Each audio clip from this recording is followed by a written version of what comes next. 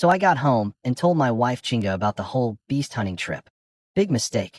Her eyes lit up like a kid hearing about Disneyland. Wow, that sounds so fun. Like a picnic, she said, rubbing her pregnant belly with this tragic look. I want to try that anesthesia ring too. Catching pigs sounds amazing. Catching pigs. Amazing. My sweet, innocent wife thinks wrestling mutant monsters is a fun weekend activity. I looked at her tiny body and thought, babe, those pigs would catch you. But I'm not stupid enough to say that out loud. I like sleeping indoors. So I patted her head and said, once the baby's out and you've recovered, I'll take you pig hunting wherever you want. Husband of the year, right? Then I checked the time and gave her my best suggestive look. So, I'm back victorious. Shouldn't we celebrate a little? She immediately hugged her chest and scooted into the corner of the couch like I was a wolf. What are you doing? I want hot pot. The look on her face, priceless. She went from terrified to embarrassed to angry in about 2 seconds flat. Then her eyes got all sparkly. I want beef tripe. We ate like kings. After dinner, I brought her some fruit and dropped the real bomb. Babe, I'm applying for the B-rank zone next month. She nearly choked on her apple. B-rank? Are you crazy? That's full of 2-star beasts and killer wolf packs. We have enough money. Enough money? I sat down and held her hand. Honey, you need top-tier gene potions every day, 5,000 per bottle. That's over 100,000 a month just for your medicine. And once this little money-eating monster comes out, I pointed at her belly. It's a bottomless pit. She bit her lip. She knew I was right. But then came the real knockout punch. Oh, and one more thing I forgot to mention. I took a sip of water, cool as a cucumber. I need to update my rank at the Warrior Association. I'm a 2-star warrior now. Cough, cough, cough. She literally choked on her water. Eyes bulging, water dripping down her chin, staring at me like I just told her I'm secretly a dragon. What? You're 2-star? Your gene development broke 20%. Poor thing. She just hit 1-star a couple days ago and was all proud about finally keeping up with her husband, and now I'm telling her I've already zoomed ahead to 2-star. The gap didn't shrink, it got bigger. I could see her soul leaving her body. When did this happen? She asked, completely stunned. Right before I left the house, I grinned. Thanks to all your hard work these past few days, babe. You really inspired me. Her face turned red. She wanted to smack me, but was too shocked to move. Then I pulled out my inner accountant. Listen, 1-star base pay is 10,000. 2-star is 20,000. B-rank zone doubles it. That's 40,000 a month just for showing up? I waved 4 fingers in her face. Plus all the valuable materials from B-rank beasts? We're talking serious money here. Her breathing got faster. 40,000 a month. Even her rich family would call that respectable. She squeezed my arm, still half disbelieving. The muscle was rock solid. I saw the worry finally start to fade from her eyes. Then I pulled her into my arms with my best troublemaker smile. Still not sure if I'm really 2-star? How about we run some tests tonight? That night, I opened the Warrior Association app and hit rank change application, 2-star. My finger barely left the screen before my phone started buzzing. 24-hour service? These people weren't kidding. It was Lee Diania, my assigned agent, and she sounded like someone just told her the sky was green. Mr. Chen? Did you tap the wrong button? Fair enough. I registered as a 1-star warrior less than 2 months ago, going from 1-star to 2-star that fast. In this city, only rich kids swimming in expensive potions pull that off. I was casually playing with a strand of Chinga's hair while she slept. Nope. Got lucky. Had a little enlightenment moment. Figured I'd come in tomorrow, get tested, bump up my paycheck. 5 seconds of dead silence. Just heavy breathing on the other end. Enlightenment. I could practically hear her brain short-circuiting. But give the woman credit. She recovered fast. Her voice shot up 3 octaves with pure excitement. Yes. Wonderful. I'll have the VIP room ready for you tomorrow morning. After she hung up, I guarantee that woman was shaking like she'd won the lottery. Which, from her commission's perspective, she basically did. Next morning, Chinga was at the door straightening my collar like a proper little wife. Smoothing every wrinkle, adjusting every crease. Very sweet. Very domestic. Then came the real message. Come straight home after you're done. No wandering around. No extra activities. Her eyes narrowed. Especially with that black stocking-wearing agent of yours. Handle business and only business. Jealous Chinga is absolutely adorable. I pinched her cheek. What kind of extra activities? She glared daggers at me. Babe, I've got a goddess at home. Why would I look at anyone else? I kissed her hand like a gentleman. Coming with me? She shook her head, and her eyes went full warrior mode. No, I'm staying home to train. See, my wife had done some thinking overnight. She realized I was pulling further ahead, and instead of just guarding me from pretty women, she decided to make herself so strong that no woman could compete. That's my girl. Go. Come back soon, she said, pushing me out the door. The second that door closed, I heard her march straight into the gravity training room. Baby, we gotta work hard too. Can't let daddy leave us in the dust. She was talking to our unborn child. My heart melted a little. 20 minutes into my drive, ding. Gene development 0.1%. Current, 26.1%. I looked back toward home. She'd been training for 20 minutes, and I already got a boost. This woman was going absolutely berserk in that training room. Gotta earn more money, I muttered. Can't waste this kind of dedication. I walked into the association building whistling, headed straight to the self-test machine, and threw one punch. Boom. The printer spat out my results like it was scared of me. Punch force, 2,500 kilograms. Gene development, 25%. 2-star, mid-level. Perfect. I wrote down 25% instead of my real 26 point something, because, no need to give people heart attacks. I strolled up to the VIP room on the second floor. Lee Diana was already there, dolled up like she was going to a gala, waiting like a loyal puppy. Mr. Chun, you're here, now. In her mind, she was expecting maybe 20%, maybe 20.5% if she was being generous. The bare minimum to squeak into 2-star territory. The man registered at 15% half a month ago, after all. Then she took my test sheet. Her perfectly manicured hands started trembling. Her flirty eyes went completely round. Her breathing just stopped. 2-star. Mid-level? 25%. She stared at me like I was an alien wearing a human suit. How? How did you train? Because jumping 10% in half a month is basically impossible. Even if you bathed in premium gene serum 24/7, your body couldn't absorb it that fast. The only explanation is either some legendary special physique or actual witchcraft. I just leaned back on the leather couch, completely chill. Like I said, got lucky. Had an enlightenment moment. Plus my wife's pregnant, so I need that milk powder money. Can't afford to slack off. I checked my watch. Xiaoya, stop staring and process my paperwork. I gotta get home to my wife. All right. Yes. Immediately, she snapped out of it and started typing like her keyboard owed her money. And the way she looked at me now, it wasn't just respect anymore. It was reverence. Like she was staring at a stock that was about to go nuclear, and she was the only one holding shares.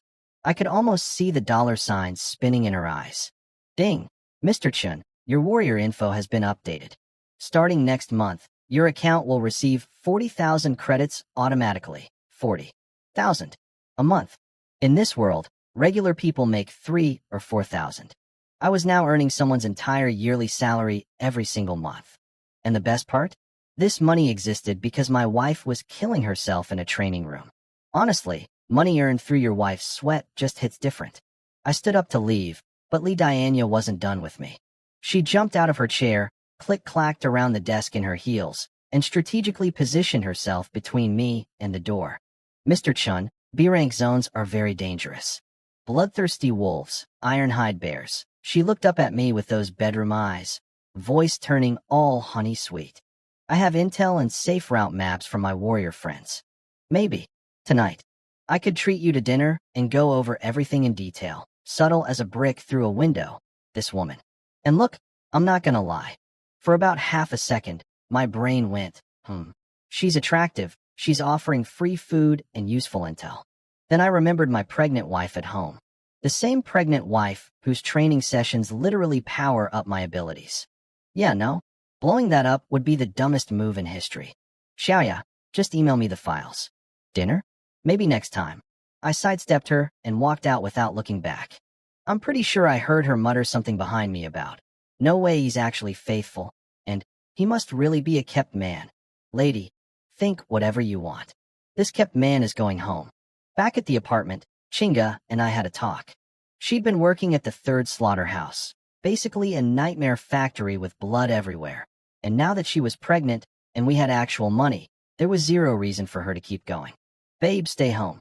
Train. Practice the thunder breathing technique. That place is gross, bloody, and bad for the baby. She pouted a little. I think she actually enjoyed pretending the meat was her enemies while she chopped, but she agreed. Fine, I'll quit. But what about you? Where will you get high-grade materials? I grinned. I'm moving up. Tomorrow, I'm interviewing at the second slaughterhouse. The second slaughterhouse was a whole different league. Electric fences on the walls, armored refrigerated trucks rolling in and out. This place was basically a military base that happened to process monsters. I walked into the hiring office. The recruiter was a big bald dude with a face like a clenched fist. Name: Chinyi.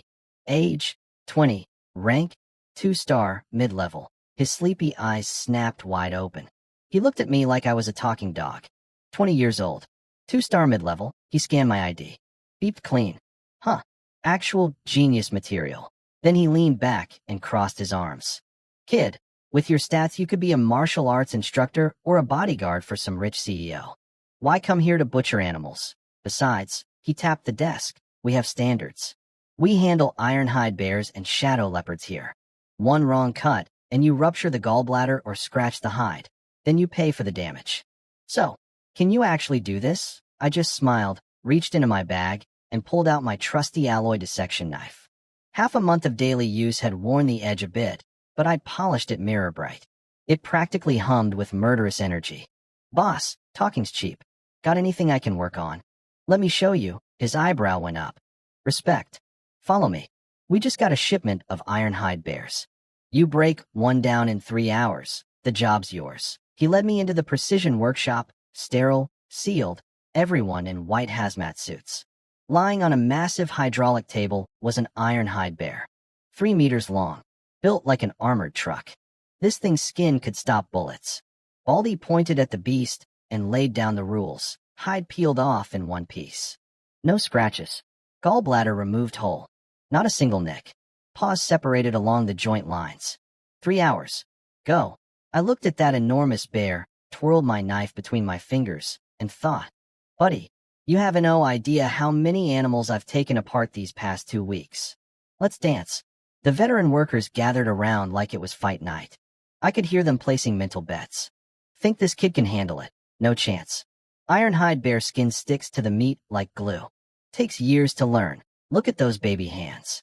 Bet he can't even hold the knife steady. I tuned them all out, stepped up to the table, and took one deep breath. Everything clicked. My master-level dissection skills combined with 2-star senses turned that bear into a 3D blueprint in my head. I could see every weak point, every seam, every joint gap glowing like a cheat code.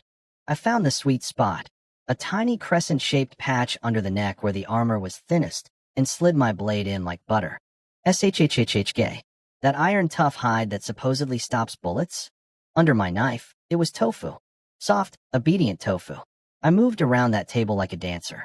Knife flashing up, down, left, right. Skin off. Bones separated. Gallbladder extracted. Paws detached at the joints.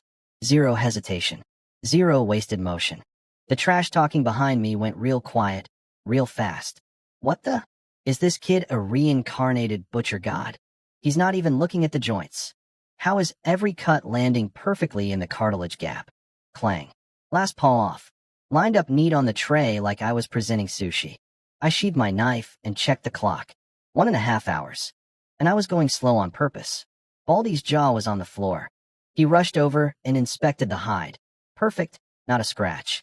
Checked the gallbladder. Flawless, glowing emerald green. His eyes went full cartoon dollar signs. Brother? No. Master Chun. He grabbed my hand like I was his long-lost son. Welcome to the second slaughterhouse. Base salary 30,000. 500 credits per bear. Plus 2 pounds of free beast meat daily, and everything else at 80% off. Deal. Now here's where it got really interesting. After doing research and some personal experiments, I discovered a problem. Beast meat is basically nuclear-powered protein, but it's also slightly toxic. Normal warriors like Chinga can only eat small amounts before the toxins start piling up. That's why purified gene potions cost a fortune, They're the safe version. So I needed to be careful with how much I fed my wife. But me? I had a theory about myself. To test it, I snuck a raw chunk of ironhide bear liver at work and swallowed it. The wild energy hit my body like a freight train. My skin tingled for about 2 seconds. Then my perfected radio calisthenics purification kicked in. My thunder breathing technique started vibrating through my organs, and burp. One meaty, slightly disgusting burp later, every trace of toxin was gone. Just expelled. Like my body had a built-in hazmat disposal unit. I'm literally a walking water filter, I realized. This meant I could eat beast meat like rice and save all the expensive potions for Chinga. Brilliant. When I got home, my wife bounced up to the door. How'd it go? I scooped her into my arms. Babe, your husband never fails. Hired on the spot. 30,000 base, fat commissions, and meat at wholesale prices. Amazing. She wanted to jump for joy, but remembered the baby and settled for shaking my arm like an excited puppy. I knew my husband was the best. Then she noticed my eyes changing. That warm, I love my wife, look was slowly morphing into something. Hungrier. Way hungrier. Like a wolf spotting a rabbit. I'll go get you some water. She tried to bolt. Cute. But rabbits don't escape wolves in their own den. One long arm, one gentle pull, and she was right back against my chest. Don't need water, I murmured, nose touching hers. I'm in the mood for something else. No? Wait. MMPH, resistance was, as always, futile. Skip 10,000 words of cardio. Late that night, the system dropped a bomb. 10 development points. 10. I'd been scraping by with 1s and 2s, and now I got a full 10-piece combo meal. No hesitation. Not even a millisecond. System, upgrade tiger leopard, thunder breathing. Ding. Thunder breathing technique upgraded to perfected. 10 points well spent. This breathing technique was my foundation, my engine, my everything. And now it was maxed out. I lay there in the dark, wife sleeping peacefully on my chest, thinking, 30,000 salary, 40,000 government stipend, free meat, toxic immune body, and a perfected breathing technique. Not bad for a Tuesday. The moment thunder breathing hit perfected level, my entire skeleton started vibrating like a tuning fork.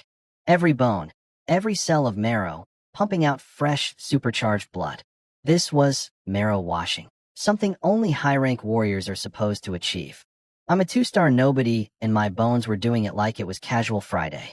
I clenched my fist. Strength and recovery? At least doubled. Beautiful. I still had 11 development points left, but I pocketed those for later. Instead, I grabbed my phone and did something responsible for once. I bought the official license for the thunder breathing technique. 50,000 credits. Gone. Just like that. My wallet screamed. My heart bled. But hey, can't have some lawyer coming after me for copyright infringement on a breathing exercise. This is the future. Even martial arts have DRM. Next day at work, I went absolutely feral. 6 ironhide bears. In one day, no breaks. Just me, my knife, and a parade of armored teddy bears getting turned into premium cuts. The finance lady handed me my commission slip like she was handing over a sacred scroll. 3,000 credits. Not bad for a day of bear surgery. But I wasn't done shopping. I marched straight to the employee store. 2 sets of bear paws. 10 pounds of prime meat. And that. I pointed to the back of the freezer where a fist-sized emerald green gallbladder sat glowing like a cursed jewel. Give me that bear gallbladder. The lunch lady blinked. Sweetie, even at your 80% discount, that's 10,000 credits. You just made 3,000 today. Swipe it. 13,000 credits. Gone. My bank account was having a very bad week. But this gallbladder? On the black market, it's worth 50,000 minimum. More importantly, it's basically a pregnancy superfood. Clears toxins, strengthens bones, purifies the baby. For a pregnant warrior wife who's been speed leveling, this is liquid gold. And speaking of my wife, right as I was elbow deep in bear number 4, the system dinged. Partner Su Chinga trained diligently. Gene development 0.2%. She's at home, pregnant, still grinding in the gravity room, earning me free upgrades. This woman deserves the world. Or at least one really expensive bear organ. I got home, and the apartment was quiet except for a faint hum from the training room. Of course she was still at it. Babe, stop training. Come out and receive your treasure. I mean, Come receive your gift. She walked out in comfy sweats, forehead glistening with sweat, looking annoyingly cute. What's with the weird phrasing? She sniffed the air. What's in that box? Smells intense. I set it on the table and opened it like I was unveiling the crown jewels. Layer by layer. Dramatic pause. Final lid off. A fist-sized, translucent emerald green gallbladder sat there, glowing, filling the room with the most aggressively bitter medicinal smell imaginable. Chinga's hands flew to her mouth. Is that an iron-hide bear gallbladder? Former rich girl recognized it instantly. Even in her fancy family, this was legendary tier stuff. How much was this? Only 10,000. Employee discount. I shrugged like I bought a sandwich. 10,000. She grabbed my sleeve, trying to close the box. That's your entire old monthly salary. Return it. Or sell it. I caught her hand and went full serious husband mode. Suchinga, listen to me. You've been eating beast meat and cheap potions for weeks. Your body can handle the toxins. Can our baby? This gallbladder clears fetal toxins and strengthens the baby's bones. So tell me, is money more important, or are you and our child more important? Her eyes went red instantly. She wasn't crying because of the gallbladder. She was crying because her idiot husband spends every cent he earns on her without blinking. Stop crying. Drinking this is how you pay me back? I punctured the gallbladder, squeezed the green juice into warm water, and added honey because I'm not a monster. Bottoms up, she took a breath, tilted her head back, and chugged. Her face went through approximately 17 expressions in 2 seconds. Bitter. So bitter. Then, relief. A cool wave washing through her whole body. I watched as grayish gunk started seeping out of her pores. Literal toxins leaving her body in real time. Disgusting? Yes. Satisfying? Extremely. How do you feel? She looked at me with dreamy eyes, skin literally glowing. So, good. My body feels light. The heaviness in my belly is gone. That's right. 10,000 credits well spent. My wife was detoxed. The baby was getting premium bone upgrades, and I still had bear meat for dinner. Being a responsible husband is expensive, but man, the returns are unbeatable. That night, I helped Chinga absorb every last drop of that bear gallbladder. With my perfected thunder breathing, I could control energy flow down to the tiniest detail. Basically, I was a human for drip. By dawn, the system dinged. 0.4% from her absorption, plus the 0.2% from work earlier. Total daily gain, 0.6%. I literally laughed in my sleep. Multiple times. Life settled into a beautiful routine after that. Mornings, go to work, dismantle bears like a meat artist. Evenings, come home, stuff my wife full of premium monster groceries, then collect my sweet system kickbacks while she trained. Chinga was glowing. Her cultivation was climbing steadily toward 2-star despite the pregnancy, slowing her down. And me? I was a rocket. 1 month later, I checked my stats. 35%. Let that sink in. The 3-star threshold is 30%. I'd blown past it and kept running. 4-star starts at 40%, and I was only 5% away. Veterans at the slaughterhouse who'd been grinding for a decade were mostly stuck at 2-star peak. I did this in under 2 months. This isn't cheating. This is the power of a happy marriage. Totally different. Tomorrow was the monthly cleanup mission day, and my appointment with Commander Lung Yu to officially enter the B-rank zone. The C-rank pocket money wasn't cutting it anymore. My wife's appetite for premium B supplements was growing faster than our baby, and only B-rank monsters could keep up. Now, what I didn't know at the time, because I'm not psychic, was that a certain cockroach named Wang Kai was sitting in some restaurant booth, stirring cold coffee like a movie villain, plotting my murder. Apparently, this clown had people stalking me. He knew about my job at the second slaughterhouse, knew I was doing well, knew I was heading to B-rank tomorrow, and it was eating him alive. How does an orphan with no background live better than me? Actual thing, this man was probably thinking while his coffee went cold. His 2 hired thugs, both peak 2-star warriors who hung around B-rank zones like it was their backyard, laid it out for him. B-rank territory is deep wilderness. Terrible drone coverage. Magnetic interference scrambles surveillance. People die there all the time. Nobody asks questions. And Wang Kai, being the absolute garbage person he is, wasn't just thinking about killing me. Oh no, he was thinking about what happens after. Pregnant wife, no family support, no income. A vulnerable widow who'd have no choice but to accept help from a generous benefactor. He was already fantasizing. This man looked at my pregnant wife and thought, investment opportunity. After it's done, I'll double the payment, he told his hitmen, practically drooling. The two thugs grinned. Kill some cocky newbie in the wilderness? Easy money. B-rank zone will be his grave. This time next year will be his death anniversary. Real dramatic stuff. Very cinematic. Here's the thing though. These idiots thought they were hunting a fresh 2-star rookie. They had absolutely no idea they were walking into a date with a hidden 3-star monster who could vibrate toxins out of his body and butcher armored bears like slicing birthday cake. But I didn't know about any of this yet.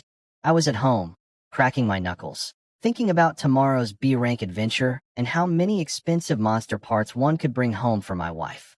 Ignorance is bliss, I guess. For them.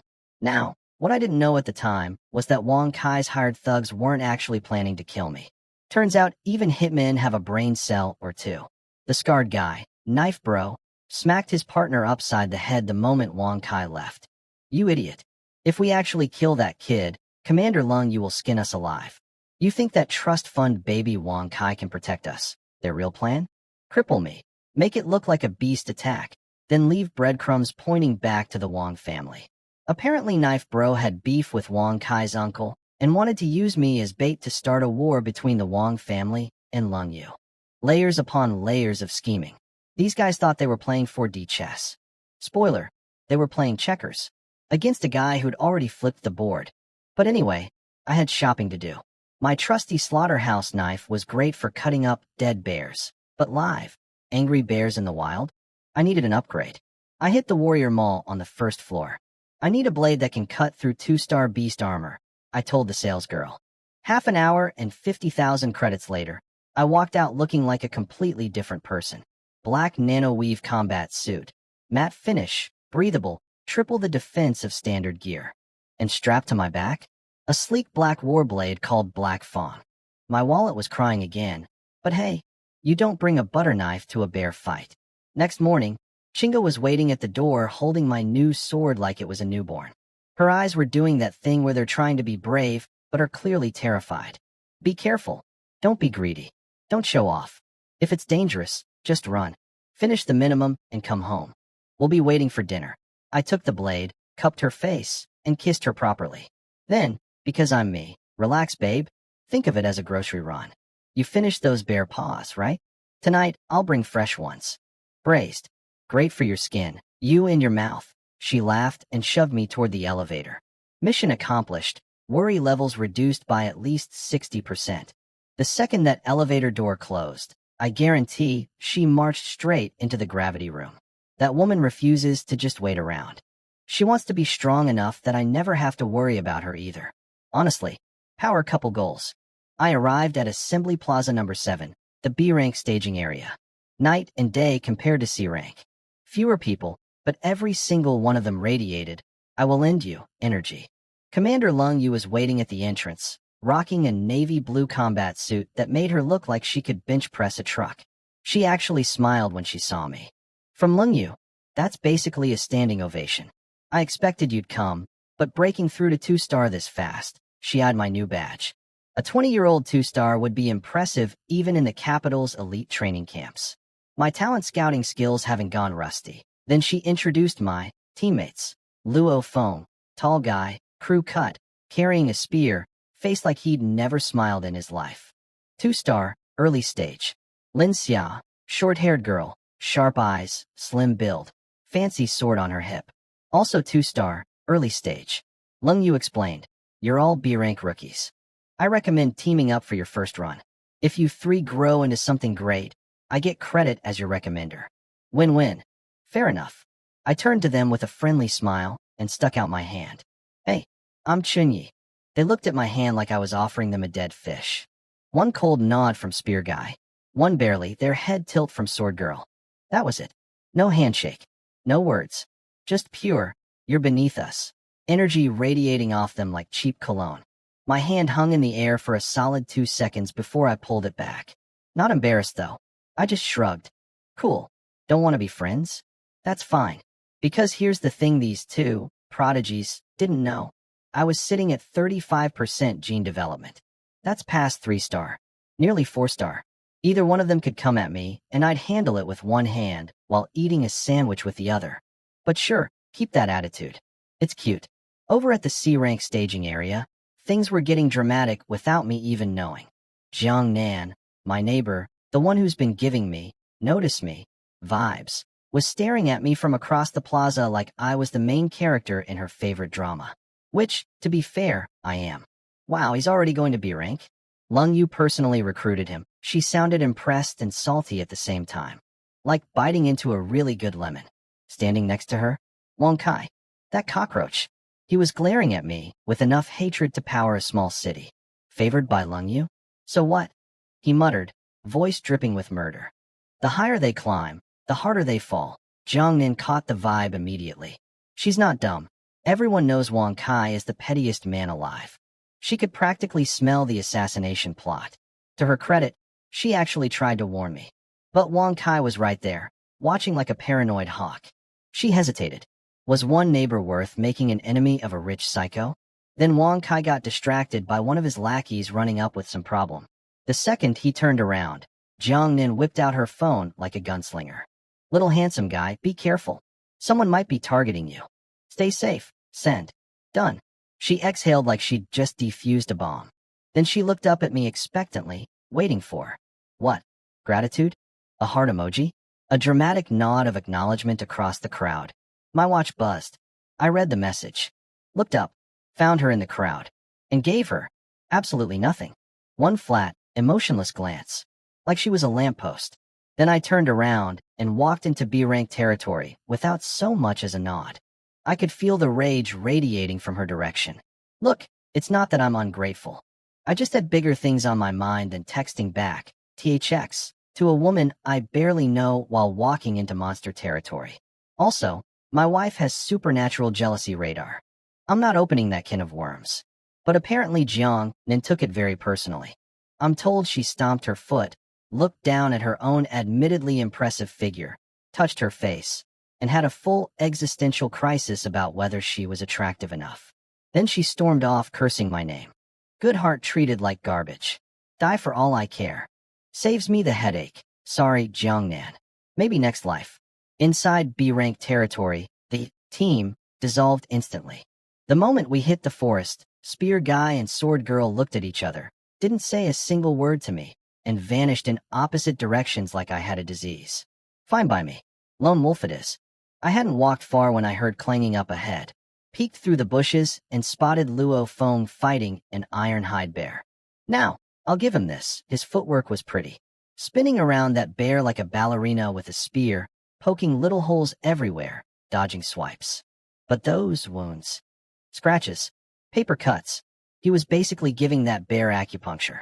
Is he giving it a pedicure? I thought, genuinely confused. If that were me. One slash to the ankle tendons, immobilized. Second stab through the lung, bleeding out.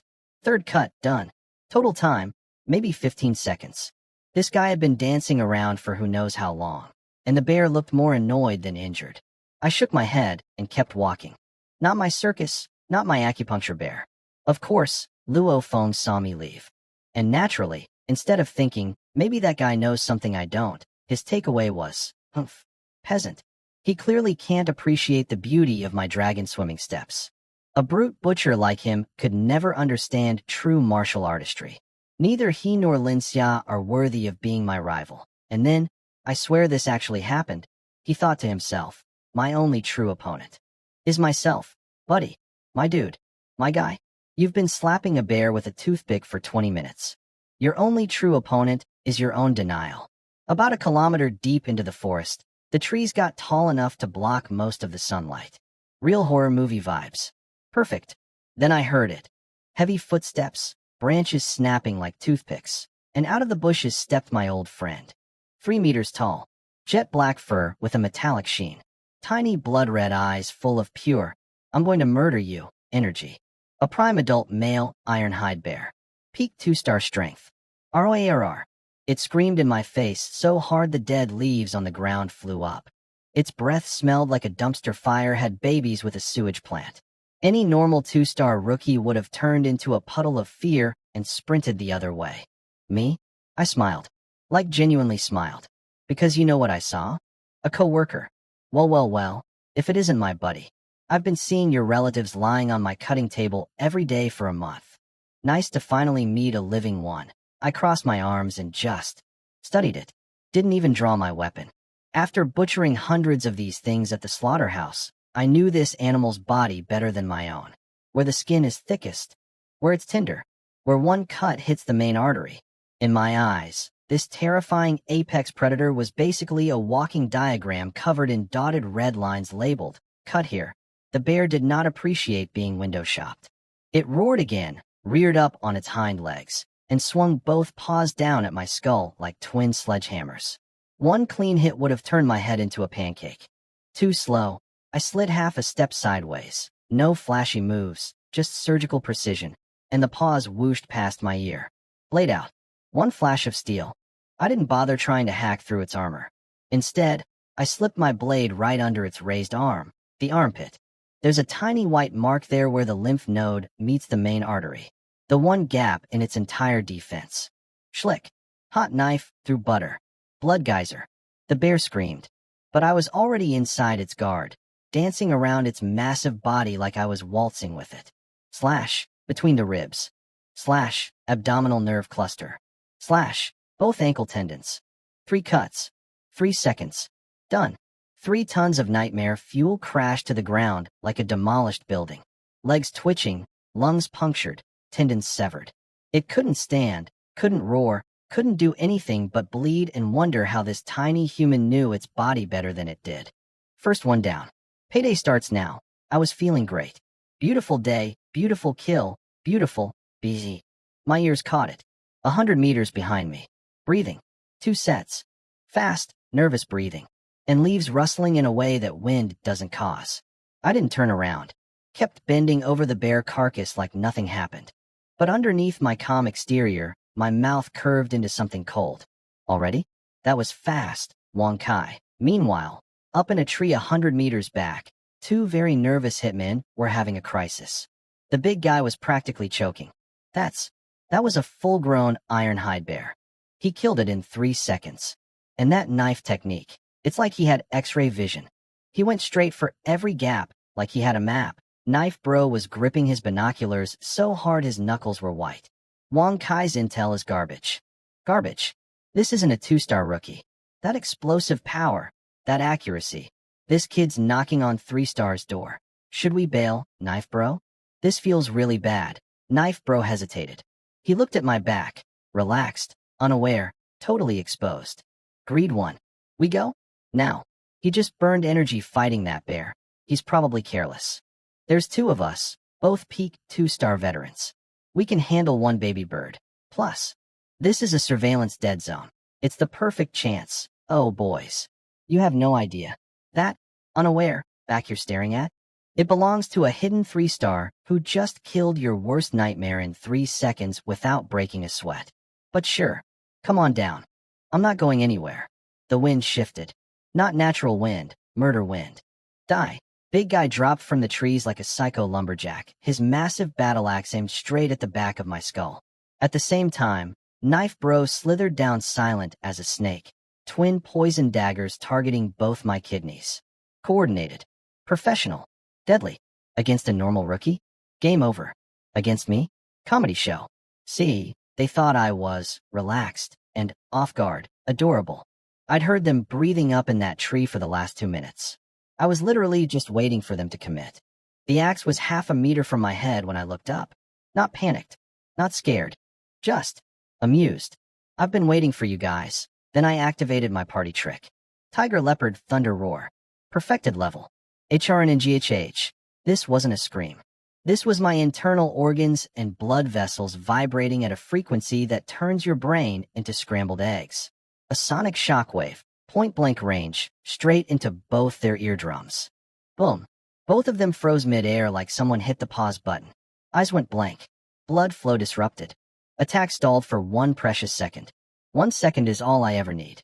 I ducked under the frozen axe, angled my blade upward, found the gap between big guy's armor plates at the armpit, Same sweet spot as my bears, and drove it home. Squelch. Through the lung. Through the aorta. Done. His eyes went wide as dinner plates.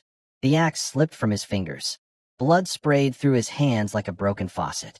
He dropped to his knees and face-planted, dead before he hit the ground. 1 second. 1 kill. Old 3. Knife bro screamed. I watched the exact moment his brain switched from attack to no. The color drained from his face so fast I thought he might faint. This isn't a rookie. This is 3-star. Wang Kai set US up. He spun and bolted for the trees. Smart choice. Too late though. Leaving already? No. I pushed off the ground so hard the dirt cratered under my feet. At 35% gene development, my speed absolutely demolished his 28%. 2 seconds, and I was right behind him. Wait. Don't kill me. I was hired by. I know. My knife didn't hesitate. 1 clean horizontal stroke. His head left his body, spinning into the air like a very ugly basketball. The headless corpse stumbled forward a few steps on pure momentum before flopping face first into the mud. I flicked the blood off my blade. Felt nothing. Honestly, I had stronger emotional reactions to butchering bears at work. These two were just garbage disposal. But I'm a law-abiding citizen, so I immediately hit the emergency button on my watch. This is Chunyi. B-Zone, coordinates 03. 2 peak 2-star warriors ambushed me. Both eliminated. Requesting support. Short, clean, professional. 5 minutes later, boom. A streak of dark blue screamed across the sky and slammed into the clearing like a meteor. Lung Yu. She looked ready to murder whoever had messed with her recruit. Right behind her, enforcement officers fanned out. And then, huffing and puffing, Luo Feng and Lin Xia arrived. What happened? What was all that NOI? Luo Feng stopped talking. Stopped moving. Stopped breathing, probably. Lin Xia clapped both hands over her mouth. The scene in front of them. 1 dead ironhide bear with surgical precision wounds. 1 dead guy with a caved-in chest. 1 dead guy whose head was sitting several feet from his body, neck stumped smooth as a mirror cut. And me, standing off to the side, calmly wiping my sword with a cloth. Not a scratch on me. Breathing perfectly normal. Like I just finished folding laundry. Luo Feng recognized the dead men's gear, peak 2-star veteran equipment. These weren't amateurs. These were experienced killers. And they were dead. In seconds. Against the brute he'd been mocking an hour ago. I could practically hear his internal monologue collapsing like a house of cards. My only true opponent is myself. Brother, after today, I'm pretty sure his only true opponent is his therapist. He and Lin Xia looked at each other. All that arrogance from earlier? Evaporated. Replaced by raw, honest terror. Funny how a little decapitation changes people's attitudes. Lung Yu crouched over the bodies and I could see her getting angrier with every second. She examined the wounds like a detective at a crime scene. Clean throat cut. Clean heart puncture. 0 wasted movement. Pure killing technique. Then she looked at me with this expression that said, I thought I recruited a talented rookie, not a walking war crime. She knew these guys. They had criminal records on the black market. 2 peak 2-star veterans, and I'd turned them into modern art. This is bigger than a random attack, she said, ice in her voice. Someone sent assassins after a warrior the association is developing. That's a serious crime. She waved her hand like a general. Bag the bodies. Seal the scene. Collect everything. Chunyi, you're coming with us for a statement. And the mission is canceled. Everyone out. We loaded onto the hover ship. Luo Feng and Lin Xia trailed behind me like traumatized ducklings. I could feel them staring at my back with completely different energy than this morning. Funny how decapitating someone recalibrates people's respect levels. At the Warrior Association, I got escorted to a special interrogation room. Cold metal walls, harsh lighting, you're in trouble, vibes. Except I wasn't in trouble. I was the victim. A very well-armed victim. The interrogator was Captain Lei Lingling. And oh, I remembered her. She was the law enforcement officer who handled that incident at our old apartment complex 2 months ago, back when I was still a nobody. She'd seen me as some green kid with potential. Now she was staring at her tablet showing 2-star warrior and looking at me like I was an alien. This woman had been training for years and was only at 22% gene development. I'd lapped her in 2 months. Plus the whole, solo killed 2 peak 2-star assassins instantly. thing probably wasn't helping her self-esteem. It's self-defense, and Commander Lung Yu can vouch for you, she said, trying to sound professional. But we need to follow procedure. Any idea who sent them? I leaned back in my chair, fingers laced on the table. Calm. Collected. Like I was ordering coffee. Wong Kai. Then I laid it all out. The restaurant confrontation. The trash talk at C-rank staging. The suspicious tales in the field that backed off when drones appeared. Clear motive, clear means, clear opportunity. I presented it like a lawyer closing a case, not like a guy who almost got axed in the head 20 minutes ago. Lei Lingling was impressed by my composure. I think she expected crying or rage. Instead, she got a TED Talk on attempted murder logistics. Then, knock knock. A tech officer burst in and whispered something in her ear. He handed over a freshly printed report. Her face went through about 6 colors in 2 seconds. Turns out the tech team cracked Knife Bro's encrypted phone. Inside, they found deleted chat logs. And guess what was in there? A bank transfer. 50,000 credits. Sender, Wong Kai. Note, down payment. And a draft message that was never sent. Don't worry, young Master Kai. B-Zone will be his burial ground. Boom. Case closed. Evidence so solid you could build a house on it. Money trail, communications, motive, my testimony. This was a textbook hired assassination attempt. But here's where it got political. Lei Lingling was holding that report like it was a live grenade. Because Wong Kai isn't just some random rich idiot. He's the nephew of Wang Zheng, a senior official at the Warrior Association. Same rank as Lung Yu. Maybe even more political pull in some areas. And everyone knows Wang Zheng and Lung Yu have been butting heads for years. So now the math was, Lung Yu's prized recruit was nearly murdered by Wang Zheng's nephew. This wasn't a criminal case anymore. This was a political bomb with a lit fuse. I watched Lei Lingling rub her temples like she was developing a migraine in real time. She looked at me with an expression that clearly said, "Kid, you are a walking disaster magnet." Then she took a deep breath and made her call. Don't file this through normal channels. Send it directly to Commander Lung Yu. This is above our pay grade. Translation, I am not touching this grenade. Let the big dogs fight it out, smart woman. I just sat there, perfectly calm, waiting for the storm to begin. Wong Kai, buddy, you transferred 50,000 credits with your real name, left a paper trail a child could follow, and your hitman saved a draft message bragging about killing me. Criminal mastermind, this guy was not. Now, I wasn't there for what happened next, but I heard all about it later. And honestly, it was better than any drama series. First, Lung Yu read the report. She punched her desk so hard she left a dent in solid alloy. This woman is a 6-star warrior. That desk probably cost more than my apartment. Someone attacked MY Recruit in MY Zone and tried to frame me. Apparently the air in her office got so thick with killing intent that her subordinates could barely breathe. Note to self, never make this woman angry. Ever. Meanwhile, across town, the star of our comedy, Wong Kai, was hiding in a private club, pacing around like a cockroach that knows the lights are about to turn on. Why haven't they called back? It's been 3 hours. Both hitmen's phones. Off. No messages. No updates. Just silence. The kind of silence that means your assassins are dead and your life is over. Then the door slammed open.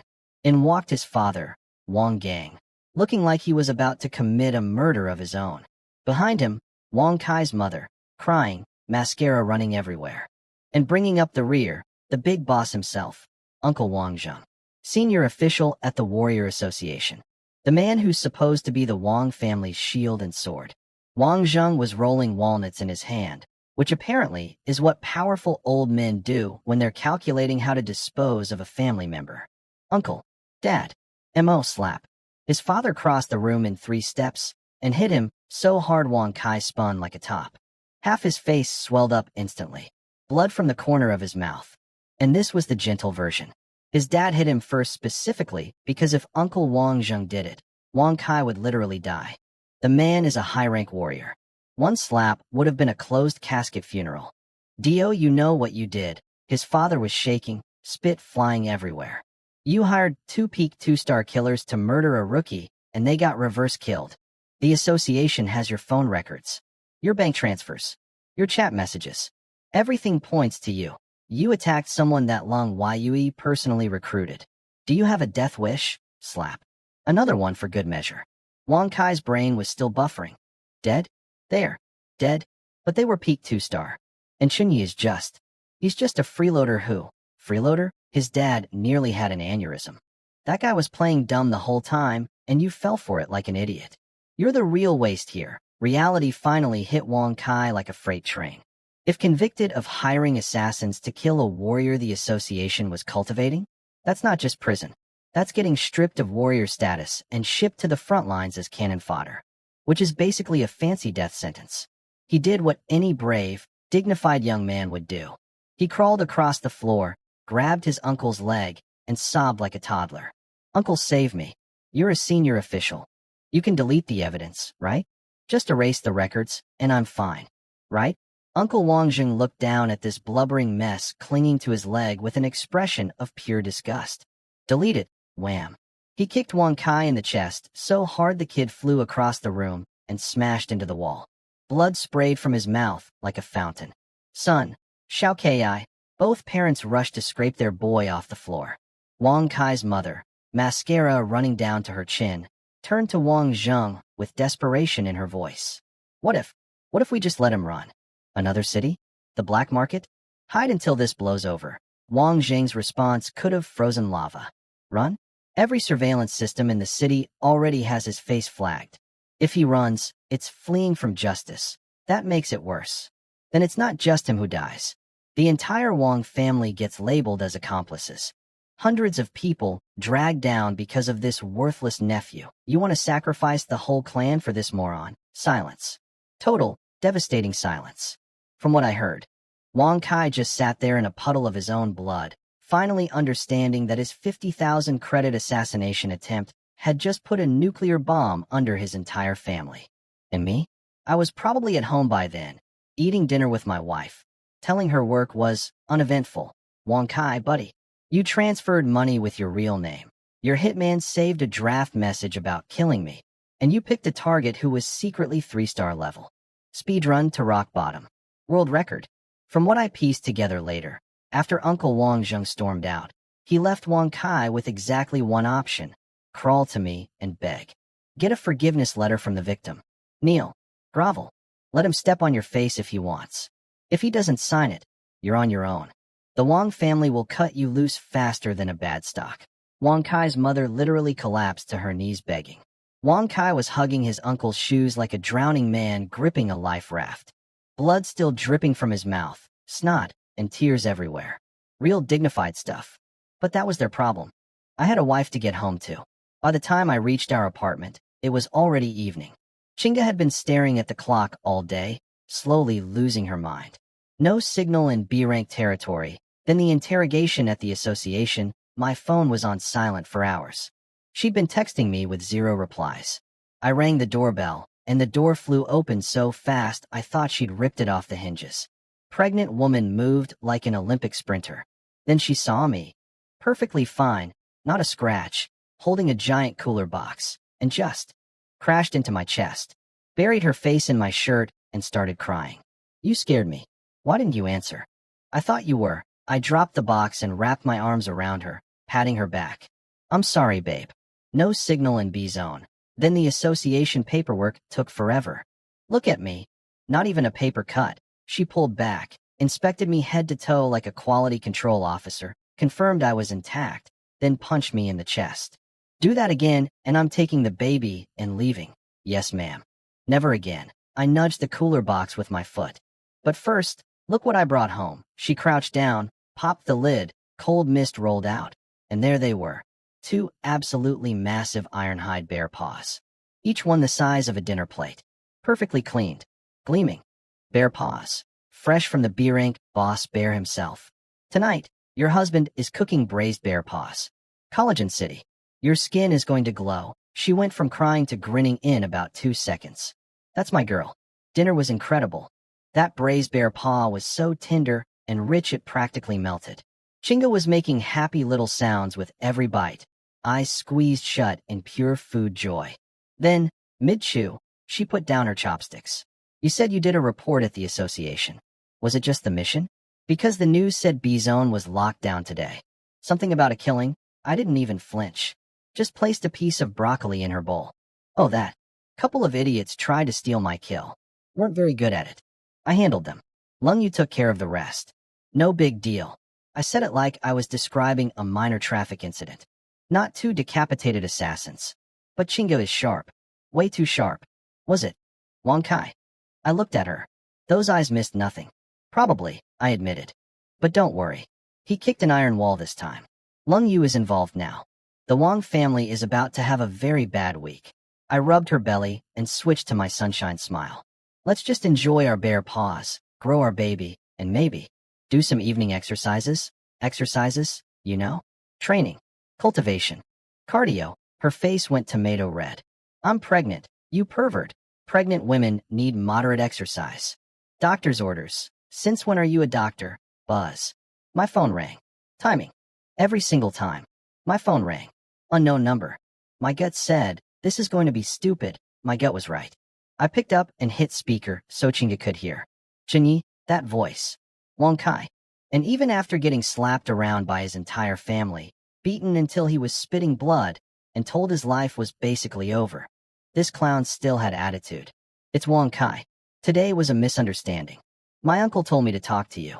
3 million credits. That's enough for a poor nobody like you to live on forever. Signed the forgiveness letter, dropped the charges, and I hung up. Didn't even let him finish his sentence. Just click. Gone. Bye. Chinga looked worried. Are you sure about this? That's the Wang family. And 3 million is a lot of money. 3 million? I almost laughed. Is he tipping a street beggar? I pulled her close and broke it down. Babe, think about this legally. Hiring assassins to kill a warrior the association is personally developing? That's a major crime. Under the warrior compensation law, for attempted murder this serious, the standard forgiveness letter payout is 10 times the victim's annual income. I started counting on my fingers. Last month at the second slaughterhouse, salary plus commissions, I made at least 150,000. That's 1.8 million a year. Times 10, I grinned so wide my back teeth showed. 18 million. Credits. HSSSS. Chinga sucked in air so hard I thought she'd vacuum the curtains off the windows. They'd actually pay that, she stammered. They don't have a choice. Unless Uncle Wang Zheng wants to watch his nephew get shipped to the front lines in a body bag, or watch the whole Wang family get publicly destroyed. I leaned back like a king on his throne. If I don't squeeze them dry, my name isn't Chunyi. And think about it. 18 million buys premium gene potions, secures the baby's future, maybe even a bigger apartment. She stared at me with this expression that was half, my husband is terrifying, and half, my husband is a genius. Then I stood up, grabbed her wrist, and pulled her toward the bathroom. Enough business talk. We just ate a mountain of bear paw. Time for proper digestion. Let's shower. What? No. I just ate. Exactly. Hot water aids absorption. It's science. That is not science. Chinyi, you absolute. MMPH. Protest denied. Court adjourned. Meanwhile, back at Wang Kai's hideout, I'm told the scene was spectacular. Wang Kai was standing there holding his phone, face cycling through emotions like a slot machine. Shock. Confusion. Then volcanic rage. He hung up? That orphan. That garbage picker. I offered him 3 million, and he hung up on me. He turned to his dad. He doesn't know what's good for him. I'll call again, and slap. His father cracked him across the face so hard it split his lip open. Fresh blood joined the dried blood already crusted there.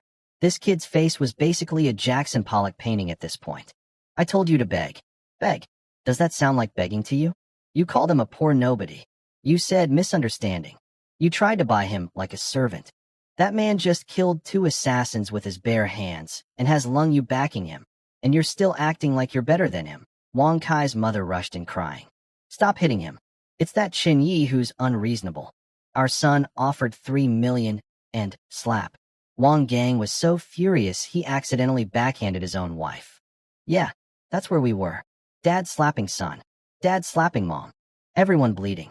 Everyone crying. And me? I was in a warm shower with my beautiful wife, mentally calculating how to spend 18 million credits. Life is good when you're on the right side of the forgiveness letter. So here's what I missed while I was in the shower with my wife. Wang Kai went completely insane. After I hung up on him, his dad kept slapping him. His mom tried to intervene. His dad accidentally slapped his mom, and Then Wang Kai, this absolute genius, punched his own father in the chest so hard the man flew 3 meters and crashed through a glass coffee table. Knocked his own dad unconscious. One-star warrior hitting a regular businessman. Real brave, champ. Then, foaming at the mouth like a rabid dog, he screamed, "Forget the forgiveness letter. I'll kill Chen Yi myself. Kill his whole family. If everyone's dead, who's gonna sue me?" Criminal mastermind logic right there. Murder the witness to fix the murder charge.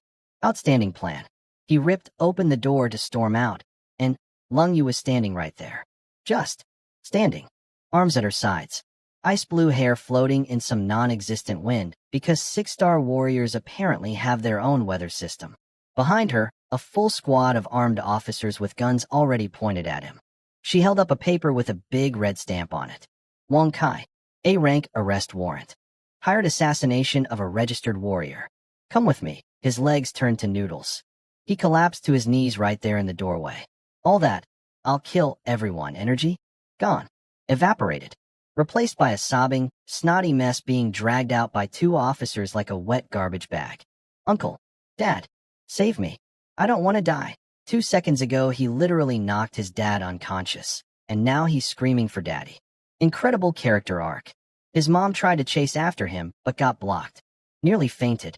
His dad crawled out of the broken glass, coughing blood, and immediately realized this was the last chance. If the case goes through officially, it's over. Death sentence via frontline deployment. Only one move left. Call me again and actually beg properly this time. Now, back to MY evening. I had just carried Chinga out of the bathroom. She was draped over my shoulder like a sleepy cat, all flushed and soft, mumbling, "I told you not to," in that cute pouty voice. That's called work-life balance, babe. I'd barely put her on the bed when, buzz buzz, phone again. 20 minutes since Wang Kai's call. I answered on speaker. Said nothing. Just let the silence do its thing. Heavy breathing on the other end. Then a broken, exhausted voice. Mr. Chen?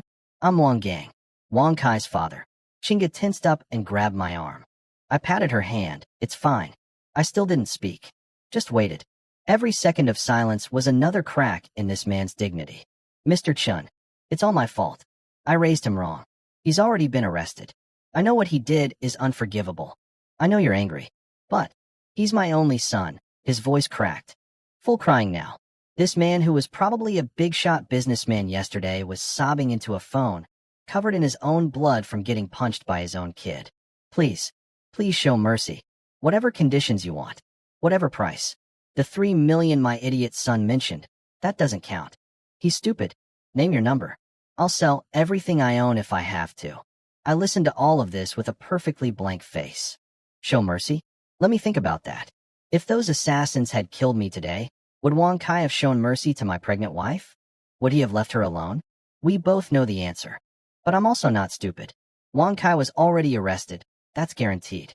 The question now was, do I let him rot for free, or do I squeeze every last credit out of this family first? Revenge is satisfying.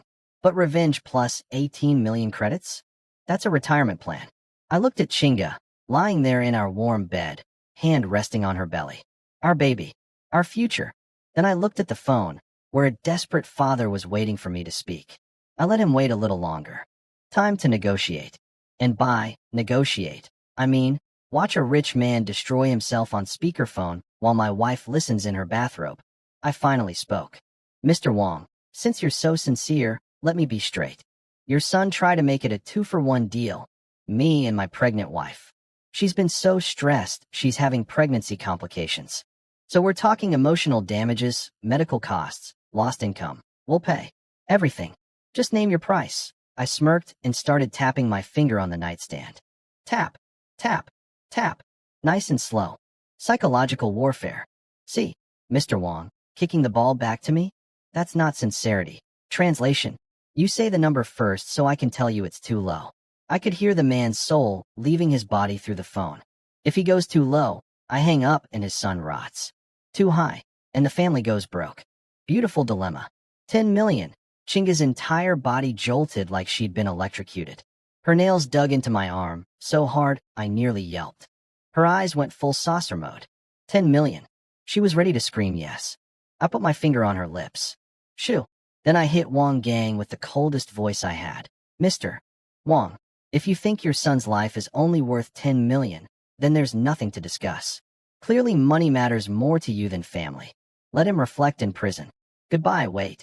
Don't hang up. The man sounded like his heart was being ripped out through the phone speaker. 20 million. 20 million credits. Mr. Chun, that's everything we have. Every drop of cash flow in this branch of the family. If you want more, I'd have to sell property, and that takes months. I could hear it in his breathing. This was the bottom of the barrel. Push harder, and he might do something desperate. Time to close. I sighed dramatically. Really sold it. Oscar worthy. Well, since you're clearly a devoted father, I suppose 20 million will do. Money hits my account, forgiveness letter goes out.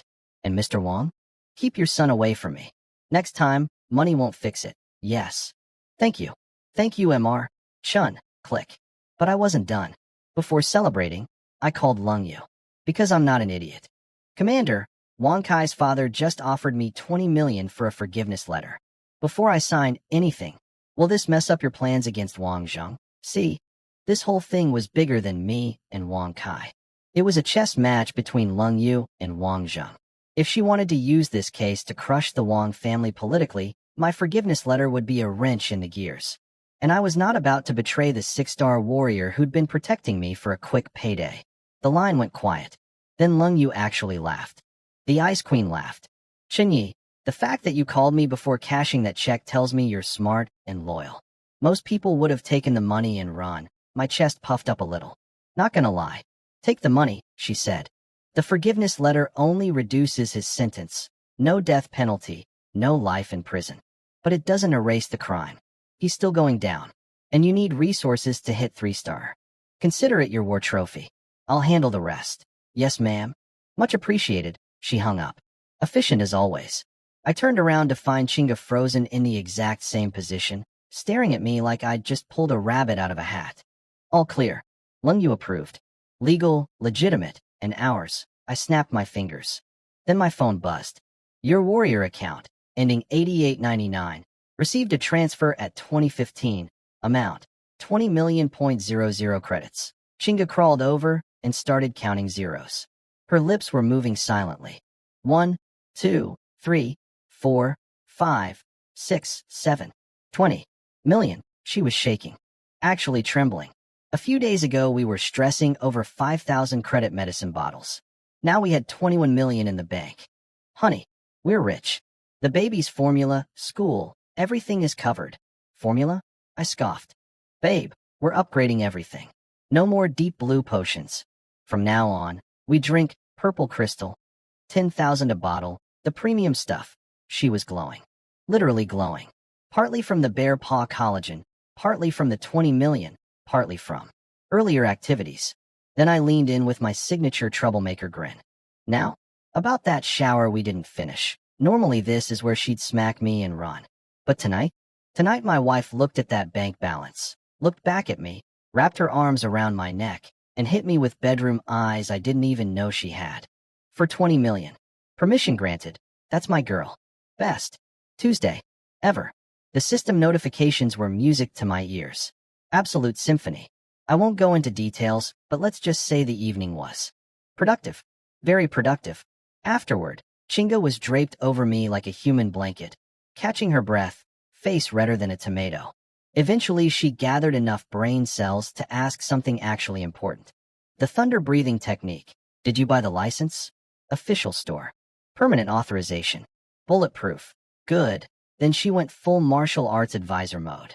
Don't get ahead of yourself, though. My old private tutor at the Su family said thunder breathing can carry you past 50% gene development. But you shouldn't even think about adding a second technique until you're at least 35%. She recommended the first 3 levels of 9-layer golden body to strengthen your bones and meridians for higher frequency vibrations. I nodded thoughtfully. Because here's the funny thing, my upgraded version, Tiger Leopard Thunder Breathing, already does the bone and meridian strengthening thing. It might already cover what that golden body technique does, meaning I might be ahead of the game without needing supplements. But the really funny part was coming.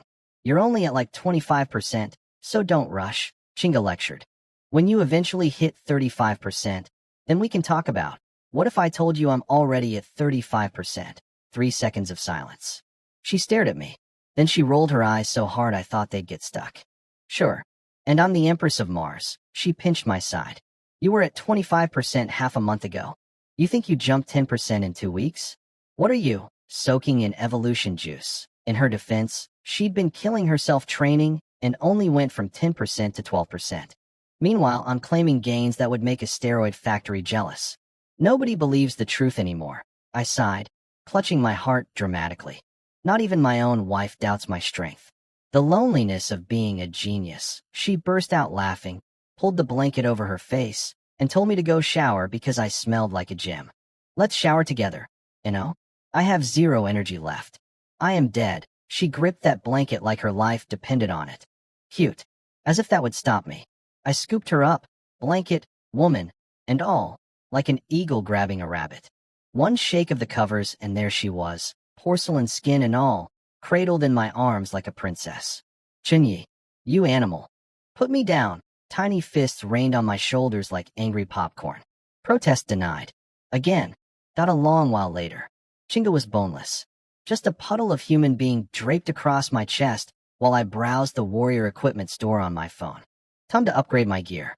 I'd been punching way above what my equipment could handle. I zeroed in on the Series 30 standard issue gear, designed for warriors between 30% and 39.9% development. Pros: insanely durable, great value. Cons: looks like something your grandpa would wear to a funeral. The warrior community literally calls it old man armor. All gray and black, 0 style points. But I'm practical. No point buying flashy designer stuff when I'm leveling up this fast. Series 30 will do until I hit 40%. Chinga peeked at my screen. Shouldn't you pick a combat technique first? Your weapon should match your fighting style. What if you end up choosing a spear art and you've already bought a greatsword? Smart woman. She had a point. My current skill, butcher knife technique, aka expert dissection arts, was self-taught from carving up animals. Effective? Obviously. But compared to actual top-tier warrior combat techniques, probably has some gaps. You're right. I need expert advice. I opened the Warrior Association app and found the premium consultation page. Scrolling through rows of fancy titles and credentials when, oh hello, Lung Yu, Peak 6-star warrior, Nanjiang Warrior Association supervisor. Status: online, available, consultation fee, 100,000 credits/day. Includes in-person meeting and private training room guidance, 100,000 a day. Yesterday, that would have made me faint. Today, with 20 million in the bank? That's pocket change, baby. 100,000 credits for a full day with a 6-star warrior?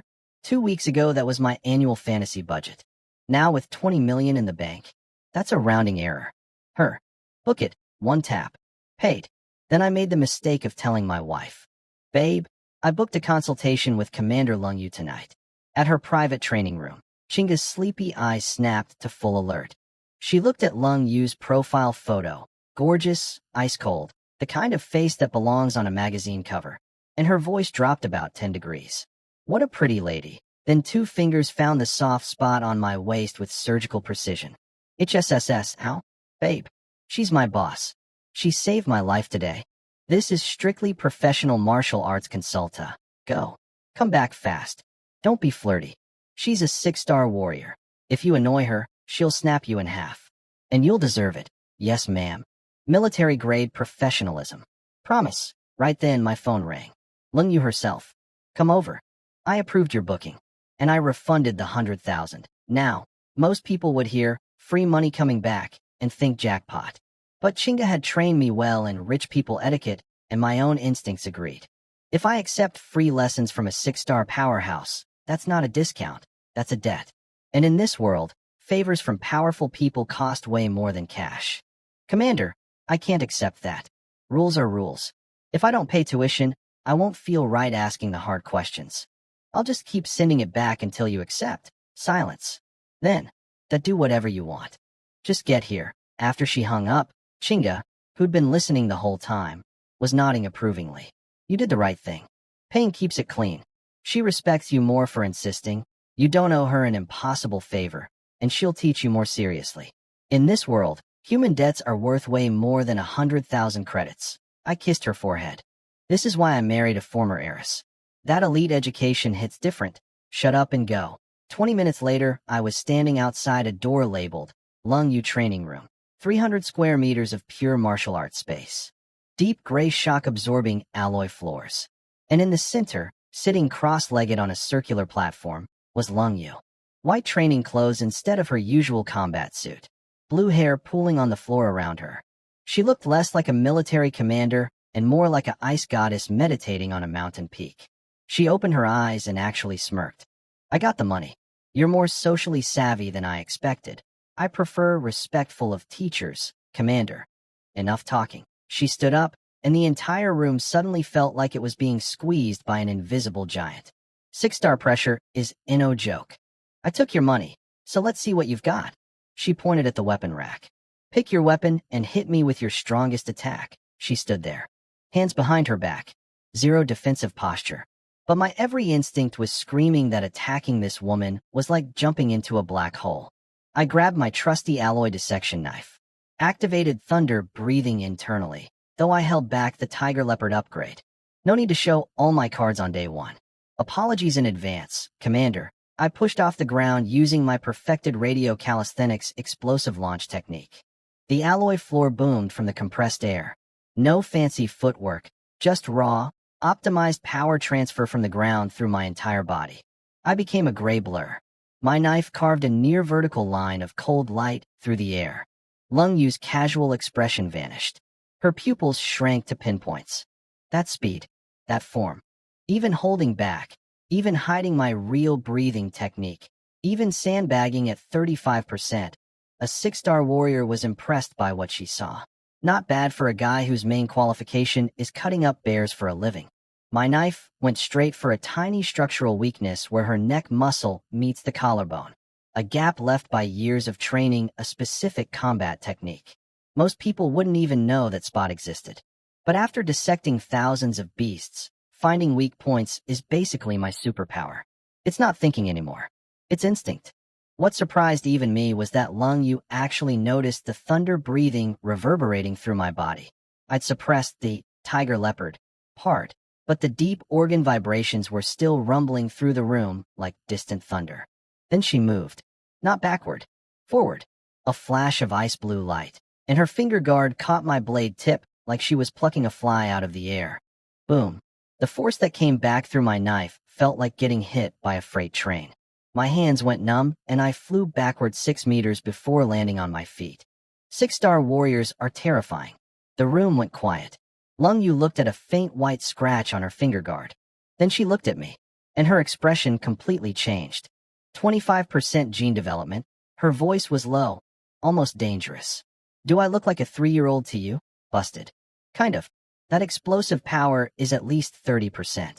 And that knife technique. She walked toward me, each step making the air heavier. It looks crude, but every ounce of force targets structural weak points in the human body. This isn't some famous martial art. This is a killing technique forged through experience. It's approaching the level of Tao. She stopped right in front of me, eyes burning. How many beasts have you butchered exactly? I spend about 10 hours a day at the slaughterhouse. Hands got a little practiced, I guess. A little practiced? She scoffed, but I could hear the admiration underneath. You fused anatomy into a killing art and created your own blade technique from scratch. Nanjiang hasn't produced someone like this in decades. Then she got serious. Your thunder breathing has reached an extremely high level. Honestly, it's mutated in ways I can't fully understand. Wasting your talent on generic 2-star or 3-star combat techniques would be criminal. My ears perked up. Please advise, Commander. She walked to an electronic display and swiped it on. Holographic weapons materialized in the air. All warrior combat styles boiled down to 3 categories. First, heavy weapons, great swords, hammers, axes. Pure power. Smash everything. Second, light weapons, dual blades, short swords, your dissection knife. Speed, precision, finding weak points, one-hit kills. That's your current path. Third, shield combinations, shield and sword, shield and axe. Balanced offense and defense. The military's favorite, highest floor for survival. She paused. There's also pure defense builds with tower shields and ranged weapons like bows, but those require 90% gene development and psychic abilities. Ignore that for now. Then she looked at me directly. Personally, I'd recommend the spear. The spear? My brain instantly replayed Luo Feng poking that ironhide bear for 20 minutes like he was doing acupuncture. My face must have shown something because Lung Yu laughed. Let me guess. You've seen too many idiots twirling spears like cheerleaders? Real spear technique is the king of all weapons. Unmatched killing range. But if you insist on sticking with your blade style, I have two premium options. She pulled up two profiles. Option 1, dual blades. The ultimate speed path. Top technique is called 9-layer thunder kill. The current world record holder for fastest S-rank beast kill, War God Lin Song, uses this style. Maximum attack frequency pairs perfectly with your thunder breathing. Option 2, shield and blade. Peak offense-defense balance. Top technique is Mountain River Shield Sword Art. Two of humanity's current top 10 fighters use variations of this. Then she dropped the real bomb. These techniques cost fortunes. But as a surveillance officer, I have special genius development authority. I can provide temporary licenses for all of these. Full tutorial videos, practice notes, everything. She stepped closer. And I won't just hand you study materials. I'm going to personally train you. Hands-on instruction. I'll take you into B-rank zones and beyond as your official supervisor. My brain exploded. A 6-star peak warrior offering private tutoring and field escort? Rich family heirs would kill for this opportunity and still not get it. Of course, I understood the deal. Lung Yu wasn't doing this out of charity. She saw a potential future war god, and if SHE was the one who discovered and trained that war god, the political capital and martial honors would be astronomical. This was a long-term investment for both of us. Smart woman. Smart deal. Thank you, Teacher Lung Yu. I upgraded her title on the spot. Commander became teacher in one smooth move. She heard it. Her eyebrow twitched. And for the second time today, the Ice Queen smiled. I'd walked in as her recruit. I was walking out as her protege. Not bad for a guy who started the day cutting up bears. Lung Yu's fingers danced across her communicator, and my phone exploded with notifications. 5 activation codes. 5 elite combat techniques. Dual blade, 9-layer thunder kill. Shield blade, Mountain River Shield Sword Art. And 3 top-tier spear techniques. She was not letting the spear thing go. Chen Yi, I know you like short weapons, but listen, 1/3 of the world's top 100 warriors use spears. The world's #1, Azure Dragon Jing Songlong, sweeps entire forbidden zones with a single spear. Number 5, War Breaker Su Rue? Same deal. Reach matters when you're fighting building-sized monsters. She showed me 3 spear styles on screen. Azure Dragon Spear, Overlord Spear, Cloud-Piercing Thrust. I nodded respectfully, while my brain kept replaying Luo Feng tickling that bear with his toothpick. Spear PTSD is real, people. Then Lung Yu stopped talking and started showing. She stripped off her outer robe. Underneath was a tight black training suit. And for the next hour, I watched a masterclass in destruction. Dual blades that sliced the air into ribbons. Shield and sword combos that felt like a mountain was attacking you. And when she picked up the spear, holy hell, she became a dragon. An actual ice dragon. The spear tip screamed through the air so fast the alloy walls were vibrating.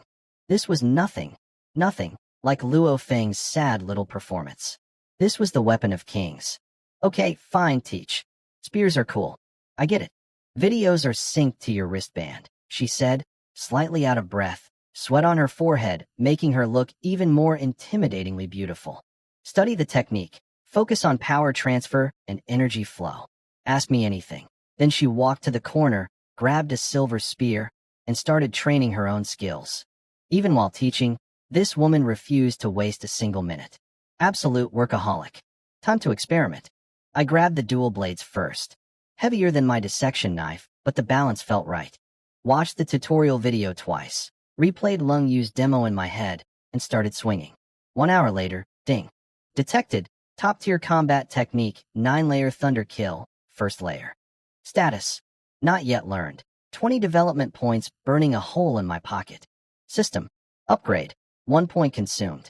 9-layer thunder kill, first layer, upgraded to mastered, whoosh. Grip angles, footwork patterns, blade trajectories, breathing synchronization. Everything flooded into my muscle memory like someone downloaded a martial arts movie directly into my nervous system. I opened my eyes and moved. The dual blades became two streaks of lightning. My body flickered left and right so fast the air literally cracked with sonic booms. The blades weren't weapons anymore. They were twin thunder serpents hunting for every structural weak point in existence. This is significantly more violent than my butcher technique, I thought, grinning. And the speed. It's like a machine gun made of swords. I stopped to catch my breath and realized Lung Yu had frozen solid. She was standing in the corner, spear in hand, mouth slightly open, staring at me like I'd just grown a second head. Chinyi, her voice was hoarse, actually trembling. Have you practiced 9-layer thunderkill before? I scratched my nose. Poker face. Activated. Nope. Just watched your demo and the video twice. Felt similar to my dissection technique, so I gave it a shot. Was I too slow, teacher? Too slow? The look on her face was priceless. She wanted to hit me. I could see the spear twitching in her hand. Because what I'd just casually demonstrated wasn't beginner, it wasn't even intermediate, it was full mastery. The kind of mastery that takes years. She'd picked up this same technique after hitting 50% development, already a veteran powerhouse, and it took her a week just to learn the basics. I'd watched a video twice and was doing backflips with it. Are you sure you've never practiced this before? She was practically begging me to confess. Honestly, never. Maybe it's because I'm used to cutting up pigs. The hand-feel transfers, you know? I could see the internal struggle. Half of her wanted to celebrate discovering a once-in-a-century genius. The other half wanted to beat me with her spear for being so annoyingly casual about it. Don't get cocky, she managed, forcing her teacher voice back on. Speed without foundation is dangerous. Go try the other techniques. But her eyes told a different story. Behind that icy composure, Lung Yu had just realized something that probably kept her up all night. She hadn't just found a talented rookie. She'd found a monster. And she had front-row seats. The next 4 hours were basically me speed-running Lung Yu's entire worldview into the ground. I put down the dual blades and picked up a shield and single-handed sword. Let me try this Mountain River shield sword thing. Ding. Detected. Mountain River shield sword art. First layer. Status. Not yet learned. System. Upgrade. 1 point gone. Instantly my brain filled with shield angles, block timing, counterattack patterns. The works. I planted my feet, raised the shield, and suddenly I wasn't a lightning-fast assassin anymore. I was a fortress. Clang. Clang. My shield kept appearing exactly where the imaginary enemy needed to strike, followed immediately by a vicious throat-slash-counter. Defense and murder, perfectly balanced, as all things should be. Lung Yu was mid-sip on her water when she saw this. Her hand jerked, and she nearly dropped the cup. I could see her thinking, how does a pig butcher move like a military grandmaster? Before she could process that, I grabbed a spear. Azure Dragon Spear, fluid and serpentine, like a river of death. Ding. Mastered. Overlord Spear, raw power, each thrust shaking the room with concussive force. Ding. Mastered. Cloud-piercing thrust, single-point destruction, the spear tip breaking the sound barrier with a shriek that hurt your teeth. Ding. Mastered. My method was simple. Pick up weapon. Fumble with it for 30 minutes until the system registered, not yet learned. Then, dump 1 development point. Instant mastery. Move to next weapon. Repeat. 5 elite combat techniques. 5 development points. For hours. All mastered to proficient level. The training room looked like a war zone. The alloy floor was covered in spear scratches. I wiped my sweat and turned to Lung Yu with my best innocent face. Teacher, they all feel pretty natural? I can't really pick a favorite. How'd I do? She stared at me like I'd just casually bench-pressed the moon. How'd you do? She took a very deep, very controlled breath. You call that how'd I do? She'd prepared hours of coaching notes, common mistakes, difficulty spikes, training tips for each technique. All of it was now completely useless because I'd blasted through every single one like they were tutorial levels in a video game. Monster. Absolute monster, she muttered internally. I could see the words forming behind her eyes. She cleared her throat and assembled what was left of her dignity. Your form is acceptable, but pretty moves in a training room mean nothing without real combat experience. She turned away from me. I'm 90% sure it was because she couldn't look at my face without her martial arts pride crumbling. Tomorrow, noon, association entrance. I'm personally taking you to B-rank territory to find 3-star beasts. Maybe even peak 3-star. Only real life or death fights will show you which weapon truly belongs in your hands. Yes, teacher. Thank you. The second I walked out the door, I heard her slump against the wall. Through the closing door, I caught her whisper. What kind of freak is this kid? Watched 2 videos and mastered everything? I've trained Spear for 20 years and his casual demo just now looked better than mine. Walking home, the night breeze was cooling. I mentally reviewed all 5 fighting styles. The explosive dual blades, the fortress shield sword, the versatile spears. Any normal warrior trying to juggle 5 completely different combat systems would have their energy channels explode from the contradictions. But my perfected radio calisthenics gave me inhuman body coordination, and my tiger leopard thunder breathing had reinforced every bone and organ to ridiculous levels. Switching between 5 styles felt like changing TV channels. Click, click, click. No interference. No conflict. Being overpowered is surprisingly convenient. Home. Door open. Smell of food. Chinga was sitting at the dinner table in a yellow silk nightgown, eating a bowl of beast meat porridge after her training session. She looked up when I walked in, first with a flash of happiness, then immediately switched to detective mode. She stood up, walked over, and sniffed me like a police dog. You showered? My heart rate spiked. Women's intuition is the real superpower in this world. No, I was drenched in sweat, so I used Teacher Lung Yu's dry cleaning spray. Couldn't exactly drip all over a 6-star warrior's private training room, right? Smooth. Natural. I pulled her close and kissed her cheek before she could interrogate further. Why are you still up? Waiting for me. Her stern face crumbled instantly. Who's waiting for you? I was hungry from training. She pushed me toward the table where another bowl of porridge was keeping warm. I made extra. Eat. Ding. Partner Su Chinga completed training. Gene development 0.1%. Current 35.1%. This woman trained all evening while pregnant. I don't deserve her. She caught me staring. What are you looking at? Tell me. How was the lesson with your pretty teacher? I leaned in conspiratorially. Babe, you won't believe this. Lung Yu said I'm a once-in-a-generation genius. She taught me 5 top-tier combat techniques in one night. Chinga reached over and felt my forehead. No fever. So why are you talking crazy?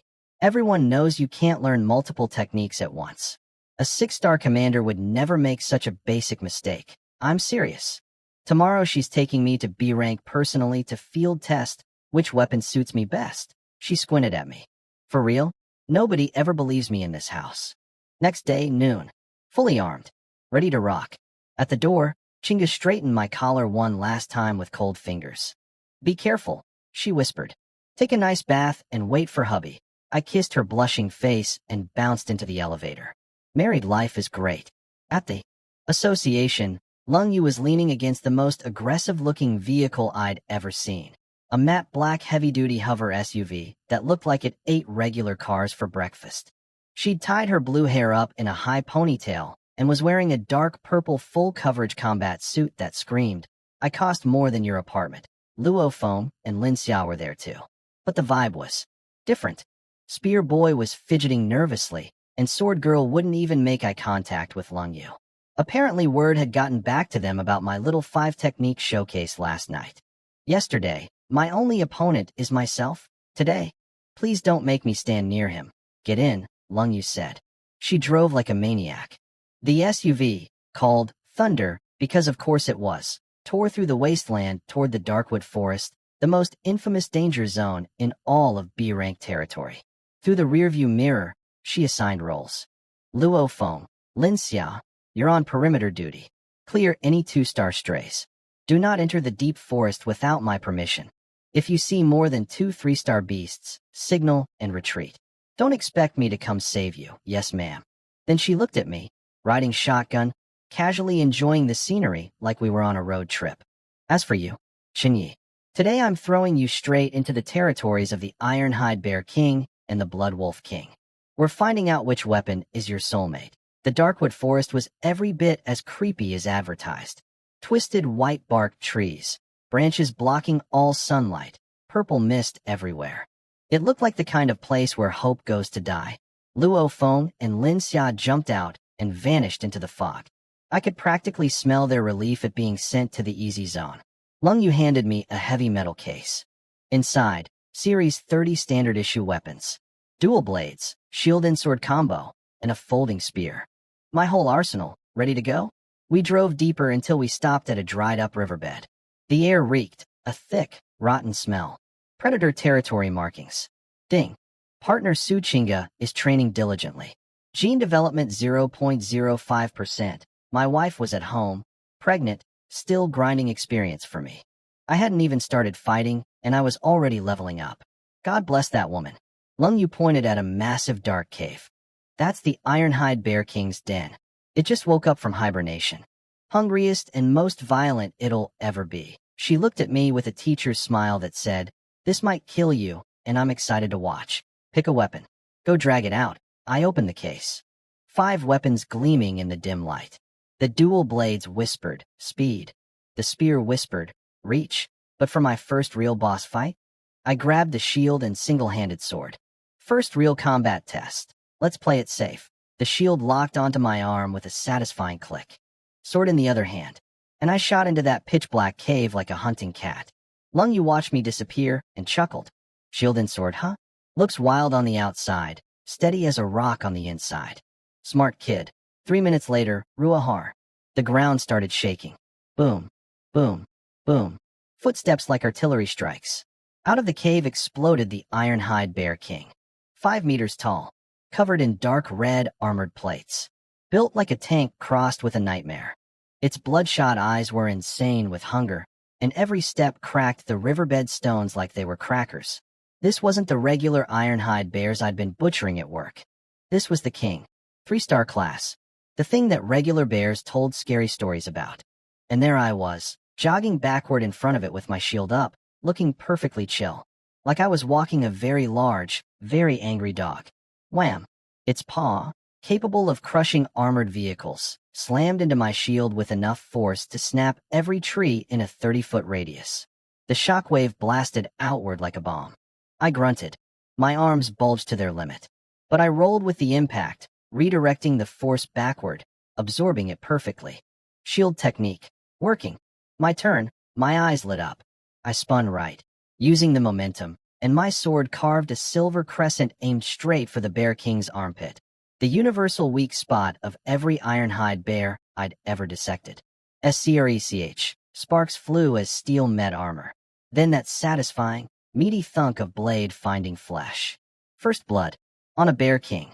With a shield build. The real fight had begun, and I was grinning ear to ear. This was way more fun than the slaughterhouse. The Bear King fight was a beautiful test drive for the shield build. That thing charged me with everything it had. Paws like meteors. Each hit strong enough to flatten a truck. But with Mountain River shield sword art running through my muscles, I was a rock. An immovable, extremely handsome rock. My secret? Perfected radio calisthenics. Every ounce of force that monster threw at me, I redirected through my toes, knees, and hips straight into the ground. The riverbed cracked. My shield didn't budge a millimeter. Lung Yu was watching from a distance, arms crossed, clearly prepared to jump in and save me. Instead, she got to watch me make a 5-meter armored death machine look stupid. The Bear King lost its mind. Couldn't break through my guard, so it went nuclear, full-body charge. The famous Bear King tackle. Tons of raging muscle barreling at me like a freight train. Been waiting for exactly this. I activated thunder breathing, stepped forward into the charge, tilted my shield at an angle, and let the impact spin off sideways like water off a windmill.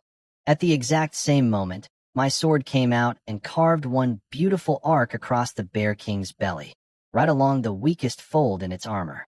Splush. Guts. Blood. Everywhere. The Bear King screamed, stumbled forward, smashed through 3 trees, and collapsed. Lung Yu strolled over, looking at me like I'd personally offended her by being too good. That counter timing was flawless. Even I can't nitpick it. Shield blade style suits you. She casually shot a tranquilizer into the dying Bear King's neck. So, how'd it feel? I flicked blood off my sword. Honest answer? Safe. But slow. I felt restricted. Like fighting in a straitjacket. Years of speed killing at the slaughterhouse had wired my brain for maximum output.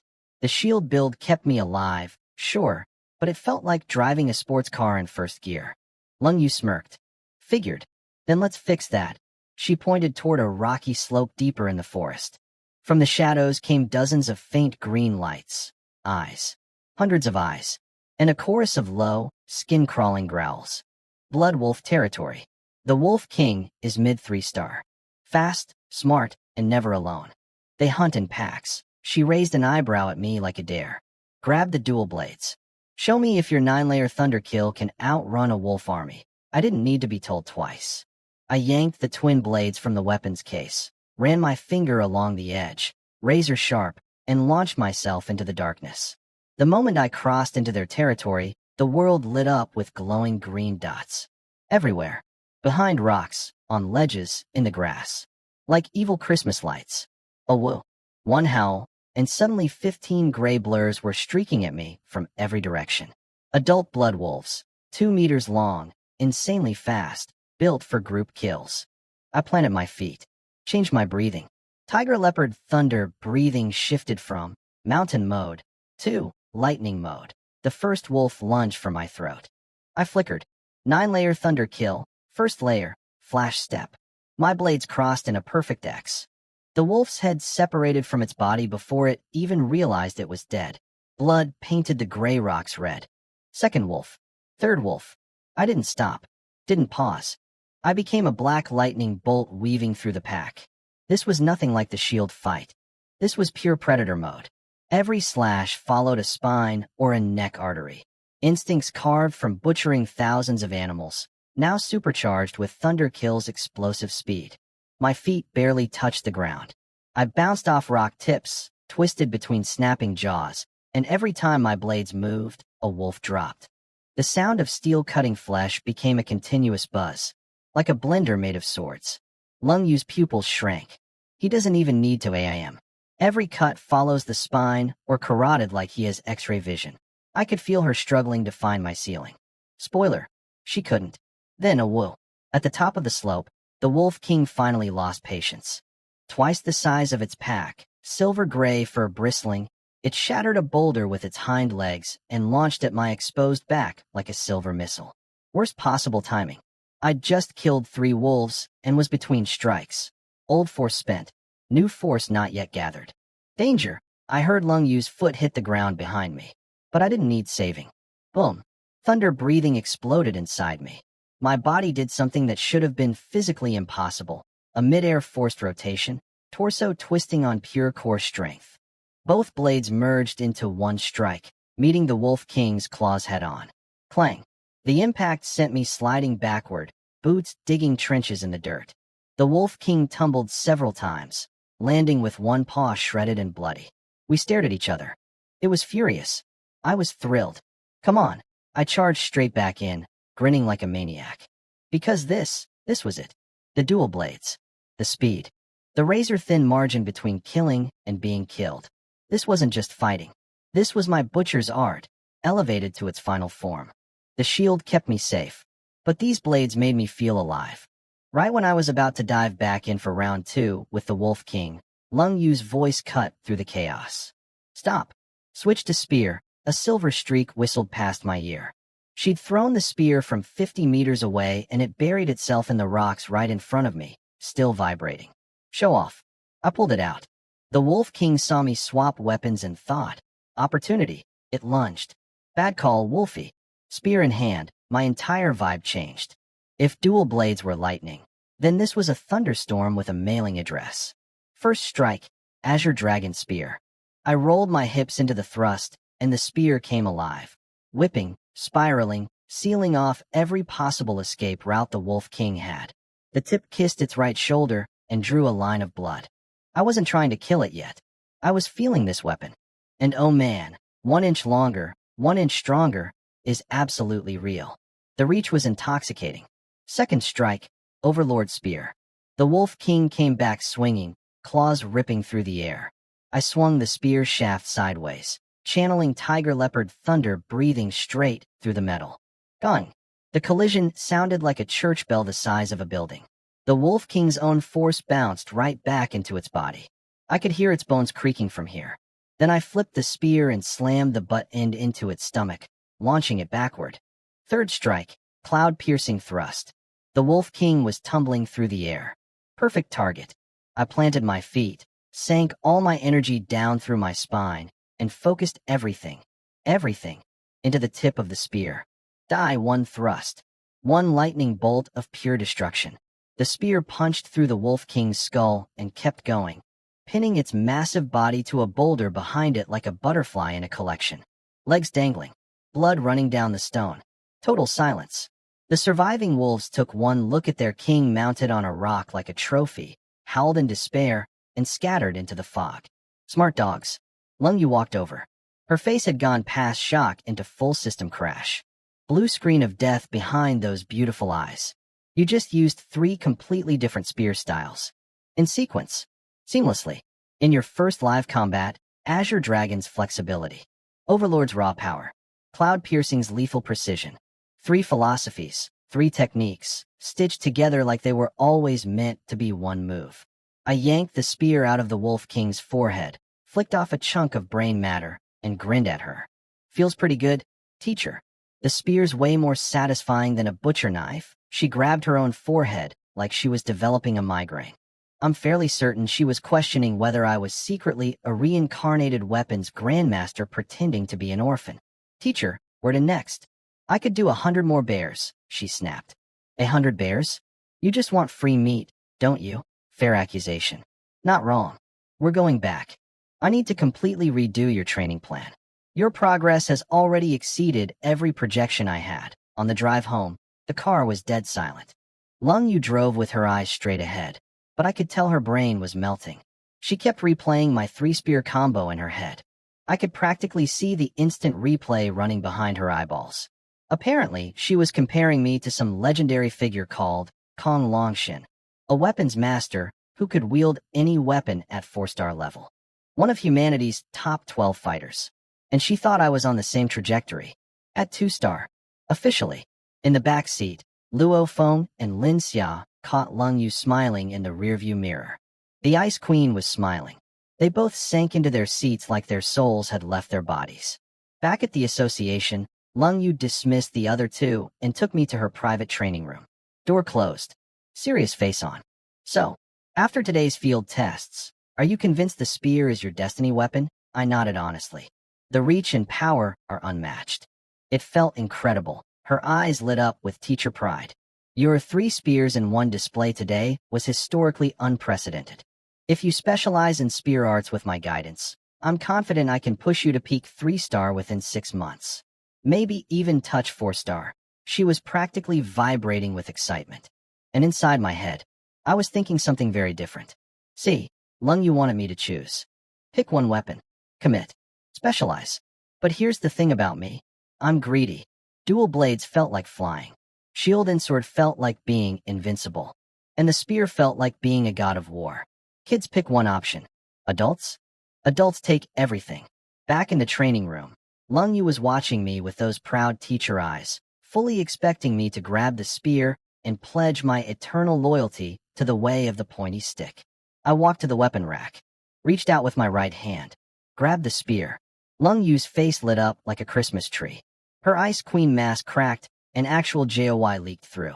In her mind, we were now master and student, bound by sacred spear tradition, walking the path of pokeology together forever. Then my left hand grabbed the shield and sword. Her smile froze so fast I swear I heard it crack. Chunyi, what are you doing? She stormed over, full lecture mode activated. Martial arts is about purity of purpose. You can't split your focus between multiple weapon paths. This is the #1 mistake talented people make. When you hit 3-star, 4-star, or try to break into Grandmaster level, your scattered focus will create conflicts in your martial intent, and you'll fail. She was genuinely upset. Not angry upset. Worried upset. The kind of frustration a teacher feels when their star student announces they're dropping out to become a professional juggler.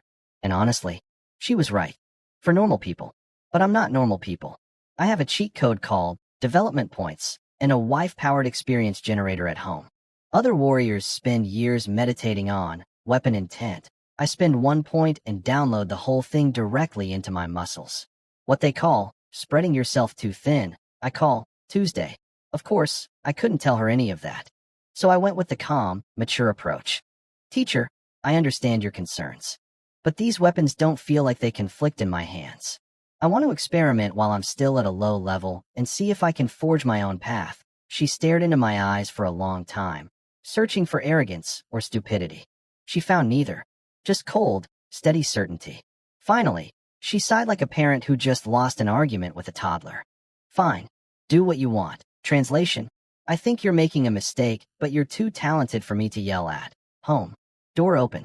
Wife on the couch watching Advanced Warrior Pregnancy Diet videos. Adorable. You're back. Any injuries? She rushed over to inspect me. I scooped her up and pulled her onto the couch, my hand naturally finding her waist, which, after a month of premium beast meat feeding, had developed some very nice new curves. Your husband doesn't get injured. Only beasts die when I show up. I told her about the day, the Bear King, the Wolf King, the 3 spear styles, all of it. When I got to the part about wanting to train both spear and shield sword simultaneously, she gave me the exact same worried look Lung you did. Honey, I know I'm not as far along as you, but even I know you can't chew more than you bite. Can you really handle 2 weapon paths at once? 2 women, same concern. Both completely valid for anyone who isn't married to a walking cheat engine. Babe, do you know who I am? Once-in-a-generation genius, remember? I thumped my chest confidently. Spear for long range, shield sword for close combat. 1 long, 1 short. Double insurance. Inside my head. As long as you keep training, I could master 10 weapon styles and still have points left over. I reached down and gently touched her belly. After a month of gourmet beast food and premium supplements, there was a real little bump now. Our babies, 2 lives growing inside her. For now, just focus on thunder breathing. Take care of yourself. Get your body and mind in peak condition. My voice went soft. Once the babies are born and you've recovered, I'll personally give you. Very hands-on. Very close-up. Private instruction in top-tier combat techniques. I leaned hard on, hands-on, and close-up. Extremely hard. Her face went nuclear red. You're shameless. The babies can hear you. She punched my shoulder, but didn't move away. Just curled deeper into my arms, her hand resting on mine over her belly. And for a quiet moment, all the jokes stopped. She'd been through hell, betrayed by her own family, thrown away like garbage. Now she was a real warrior, married to someone who'd burn the world down for her, carrying new life inside her. I'll do whatever you say, she murmured, voice full of that soft, new mother warmth. I held her tighter and thought, this right here, this warmth, this trust, this little family, is worth more than every weapon technique in the world. But also, I'm definitely learning all of them. Because adults don't choose. Adults take everything. Next morning, I kissed my sleeping wife's forehead and slipped out. She was buried so deep in her silk blanket, she looked like a beautiful pregnant burrito. Pregnancy plus training equals world champion napping. Time to make it official, 3-star warrior. At the elevator, the doors opened and out walked Jiang Nan, my neighbor, the one I ghosted after she warned me about the assassination. She was in tight, gray workout clothes, ponytail swinging, fresh off a morning jog, glistening with sweat in a way that was probably intentional. Chingyi, where are you headed so early? Warrior Association. Getting my 3-star certification. The sound she made was like someone stepped on a cat. 3-star? Didn't you just certify 2-star like a month ago? She'd been stuck at 2-star for 2 years. 19%. Grinding daily. And here I was, casually strolling past her like she was standing still on an escalator. I could see her brain doing the math, then glancing back toward her apartment where her useless boyfriend was still sleeping, probably drooling on the pillow. The disappointment on her face was almost physical. You really don't let anyone else live, do you? She muttered. I waved goodbye, and the elevator doors closed on her existential crisis. At the association, Li Diana was at her desk looking gorgeous as usual, purple pencil skirt, black stockings, the whole package. She'd been riding high ever since my 2-star certification boosted her performance stats. Mr. Chun, welcome BA. I dropped my test sheet on her desk before she could finish. Need to update my rank. Also wondering if 3-star warriors get discounts on Series 30 custom gear, she picked up the sheet casually. Then her brain processed the numbers. Name: Chun Yi Punch Force. 3,510 kilograms gene development. 35%. 3-star, mid-level. Her pen hit the floor. Her eyes went so wide I could see white all the way around. She slammed both hands on the desk and leaned forward, breathing heavily, chest heaving, staring at that number like it owed her money. 3-star, her voice cracked so hard it could have shattered glass. Mr. Chun, you certified 2-star. Half a month ago. This isn't. She rubbed her eyes. Looked again. Still 35%. Then she whispered the thing I knew she was thinking. Are you using forbidden blood sacrifice drugs? I sprawled on the leather couch like I owned the place. Relax. I'm just a genius. Plus, Lung, you gave me some private coaching last night. Had a breakthrough. She stared at me. Private coaching doesn't make someone jump 10% overnight. Nothing does. Not legally anyway. But what could she say? The test results were right there. Certified by the machine. No faking that. Monster. Absolute monster, she breathed, fingers trembling as she typed. Then her survival instincts kicked in, and she instantly poured me premium spirit tea. Please wait just a moment, Mr. Chun. Your advancement is so extreme it's flagged as exceptional talent. Needs vice president level approval. 3 minutes later, tap, tap, tap. Expensive heels echoing down the corridor. The heavy wooden door swung open. In walked a woman in a dark blue qipao that was doing things for her figure that should probably be classified as a weapon. Early 30s, ivory skin, the kind of composed elegance that comes from years of being the most powerful person in every room. The slit in her dress revealed exactly enough leg to be devastating without being obvious. This was Shin Rushuang, vice president of the Nanjing Warrior Association. The big boss herself had come down to personally verify the freak who jumped from 2-star to 3-star in 2 weeks. I took a sip of my fancy tea and thought, at this rate, I'm going to run out of women to shock. Vice President Shin Rushuang looked at me like I was a rare steak she wanted to examine personally. Early 30s, qipao that fit like it was painted on, smelled like expensive orchids, and smiled like she owned the building. Which, technically, she kind of did. So you're Chunyi. Heroes really do come young. Your vitality is so intense it puts us seniors to shame. Lady, you do not look like a senior in that dress. But I kept it professional. You're too kind, Vice President Shun. Protocol requires a supervised retest for 3-star certification, she said, gesturing for me to follow. I've cleared out the internal testing room. No waiting. Quick and painless, I walked behind her toward the private testing room. And look, I'm a married man. A devoted husband. A faithful partner. But that qipao was doing things. The way it moved when she walked was basically an engineering marvel. Some kind of physics-defying hip-to-fabric ratio that should be studied by scientists. I blinked hard and refocused. Chinga. Pregnant wife. Bare paws. Stay on target. Behind us, Li Diania was watching me leave with the vice president, and I could practically hear her brain calculating. Must. Hold. Onto. This. Man's. Coattails. At. All. Costs. The internal testing room was a whole different level.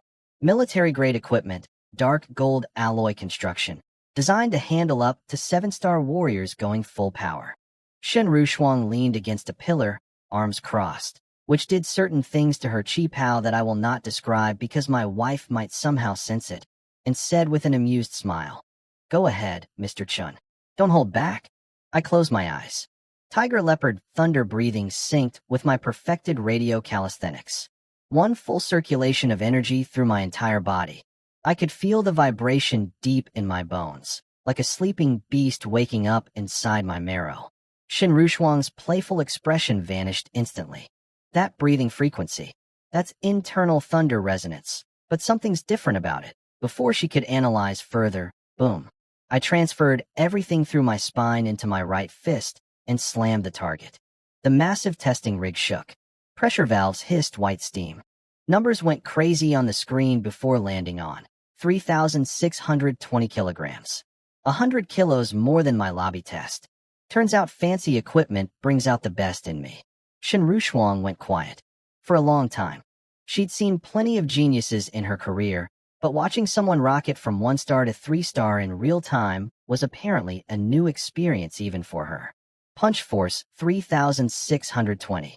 Confirmed 3 star, mid-level. She walked over, fingertips tracing the printed report like it was a love letter. Then she looked up at me with a warmth that was definitely more than professional. Congratulations, Mr. Chun. You've broken Nanjiang's 3-star certification speed record for the past decade. You're now officially a 3-star warrior of the Federation. Then came the recruitment pitch, smooth as silk. Lung, you got lucky finding you. But if you ever feel unsatisfied with your current arrangement or want a change of scenery, my office door is always open. She basically just told me to switch teams. Right in front of Lung Yu's building. Bold woman. Now for the perks, she continued. 3-star base stipend, 50,000 credits per month. And since you're flagged as exceptional talent, you get 50% off all Series 30 and Series 40 equipment, 50% off. My 20 million just became 40 million in purchasing power. I almost kissed that test machine. I look forward to seeing you certify 4-star, Mr. Chun, she smiled from the doorway. I suspect I won't be waiting long. As I walked out, I caught her leaning against the door frame behind me, eyes lingering on my back with an expression that said, Lung Yu, you lucky ice. Which, in the lobby, Li Dianya was pacing like an anxious puppy. The moment she saw the shiny new 3-star badge on my chest, her face exploded with joy so intense I thought she might actually faint. Mr. Chun, you did it. Her eyes were doing that thing again. The one where she looked at me like I was a winning lottery ticket that somehow grew legs and walked into her office. 3-star warrior. 50,000 monthly stipend. Half price on premium gear. The vice president personally trying to poach me. And it wasn't even lunchtime. Not bad for a pig butcher. First order of business as a freshly minted 3-star warrior. Real estate upgrade. So, about my apartment, I said to Li Dianya. Can I get a better one now? Her eyes lit up like I'd just proposed marriage. Of course. You qualify for the top-floor duplex at Jinxiu Garden. Double the space, 50% higher spiritual energy concentration, and a brand new gravity machine that goes up to 10 times normal gravity. My brain did instant math. Higher energy equals Chinga trains faster equals I get more system feedback equals I level up faster. This apartment wasn't a luxury upgrade. It was a tactical investment in my wife's cultivation. Do it. Now, right away. And, Mr. Chun, you can just call me Xiaoya. She leaned forward, voice dripping honey, black stockinged legs crossed, body language screaming. I am available for apartment viewings and literally anything else. Then she offered to personally come, help me set up the apartment, and clean the rooms. The way she was leaning, her intentions were about as subtle as a billboard. I looked at her. She gazed back with hopeful eyes. Xiaoya, I said. Yes, she breathed. Are you a 2-star warrior? Record scratch. Ice water. Her flirtatious smile crashed into a wall of confusion. Cool, just curious. Thanks for the paperwork. Bye. I was out the door before she could reboot. Here's the cold math that nobody wants to hear. My system gives me 10 times whatever my partner cultivates. Li Dianya is a 1-star warrior who clearly spends more time on her makeup than her training. The return on investment would be basically zero. Like buying a sports car that runs on AAA batteries. Now, if hypothetically, someone like Lung Yu or Vice President Shin became closer, the experience feedback would be astronomical. We're talking rocket fuel. Nah, focus. I shook my head. Get wife settled first. Crazy schemes later. Yes, I noticed my ambitions were growing alongside my power. Sue me. Every man thinks this way. I'm just honest about it. I grabbed a hovercab home, walked through the door, and before Chinga could even say hello, I pulled out a dark gold access card and spun it on my finger like a poker chip. Pack your bags, babe. We're moving. Her eyes went straight to my chest. New badge. 3 stars. Shiny. You actually passed? She jumped up so fast her belly protested, and she had to grab her own waist. I caught her instantly. Careful. The baby just filed a complaint. And yes, 3-star. Your husband. 2 weeks. You surprised? But this is insane. She whispered, brain still computing. 32nd floor. Penthouse duplex. Better energy. 10 times gravity machine. Movers arrive in 5 minutes. Let's go. 30 minutes later, We were standing in front of Unit 3201. The door scanned my 3-star credentials and slid open like welcoming royalty. Even Chinga, former heiress of a wealthy family, went, wow, 400 square meters. 2 floors, 200 each. Floor-to-ceiling windows showing half of Nanjiang City spread below us like a light-up map. The air was thick with spiritual energy. One deep breath, and your lungs felt like they'd been washed with mountain spring water. Upstairs, master bedroom and full training zone. Downstairs, living area. The private gravity room was 3 times bigger than our old one, with a sci-fi black machine humming with red lights in the center. 10 times gravity. Chinga touched the machine reverently. Chenyi. In this environment, I could break through to 2-star within 3 months. I wrapped my arms around her from behind, hands resting on her belly, feeling our baby's faint pulse. Not just 2-star, I murmured. I'm gonna make you the strongest woman on this entire planet. Standing at that window, 32 floors up, looking down at the city like ants below us, something shifted in Chinga too. That gentle pregnant wife energy suddenly crackled with ambition. She started breathing. Thunder breathing. Automatically. Instinctively. And in this energy-rich penthouse, something that had been stuck inside her for weeks, a stubborn barrier she'd been hammering at, just dissolved. Like fog in sunlight. I felt the system stir. Oh baby. Literally. This apartment was already paying for itself. Chinga's energy exploded. Thunder rumbling through her body, barriers shattering. A genuine breakthrough right there by the window. She spun around, beaming, ready to show off, and then she felt what was happening inside me. Because her breakthrough triggered my system. 10 times feedback. And this time, it wasn't a gentle 0.1%. Boom. 5%. In one shot. Gene development. 40.1%. 4-star. My bones felt like they'd been replaced with steel cables. My blood was thick and heavy like liquid metal. The air around me was literally shaking. The bulletproof windows were creaking from the pressure. Chinga stood there watching her husband accidentally turn into an ancient war god and looked genuinely terrified. Fair. I probably looked terrifying. 5 minutes later, I finally pulled the energy back in. Opened my eyes. 4-star. The line between beginner warriors and the real deal. In Nanjiang, 4-star warriors hold leadership positions. They command 100-man squads on the battlefield.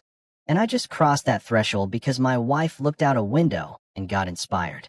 Babe, you're my lucky star. I grabbed her and started spinning her around in front of the giant window like a rom-com finale. Stop. The baby is dizzy. She was smacking my shoulders, but couldn't hide her shock. Your energy just now was scarier than the Su family elders. Did you secretly break through again? All thanks to my hard-working wife. I buried my face in her neck.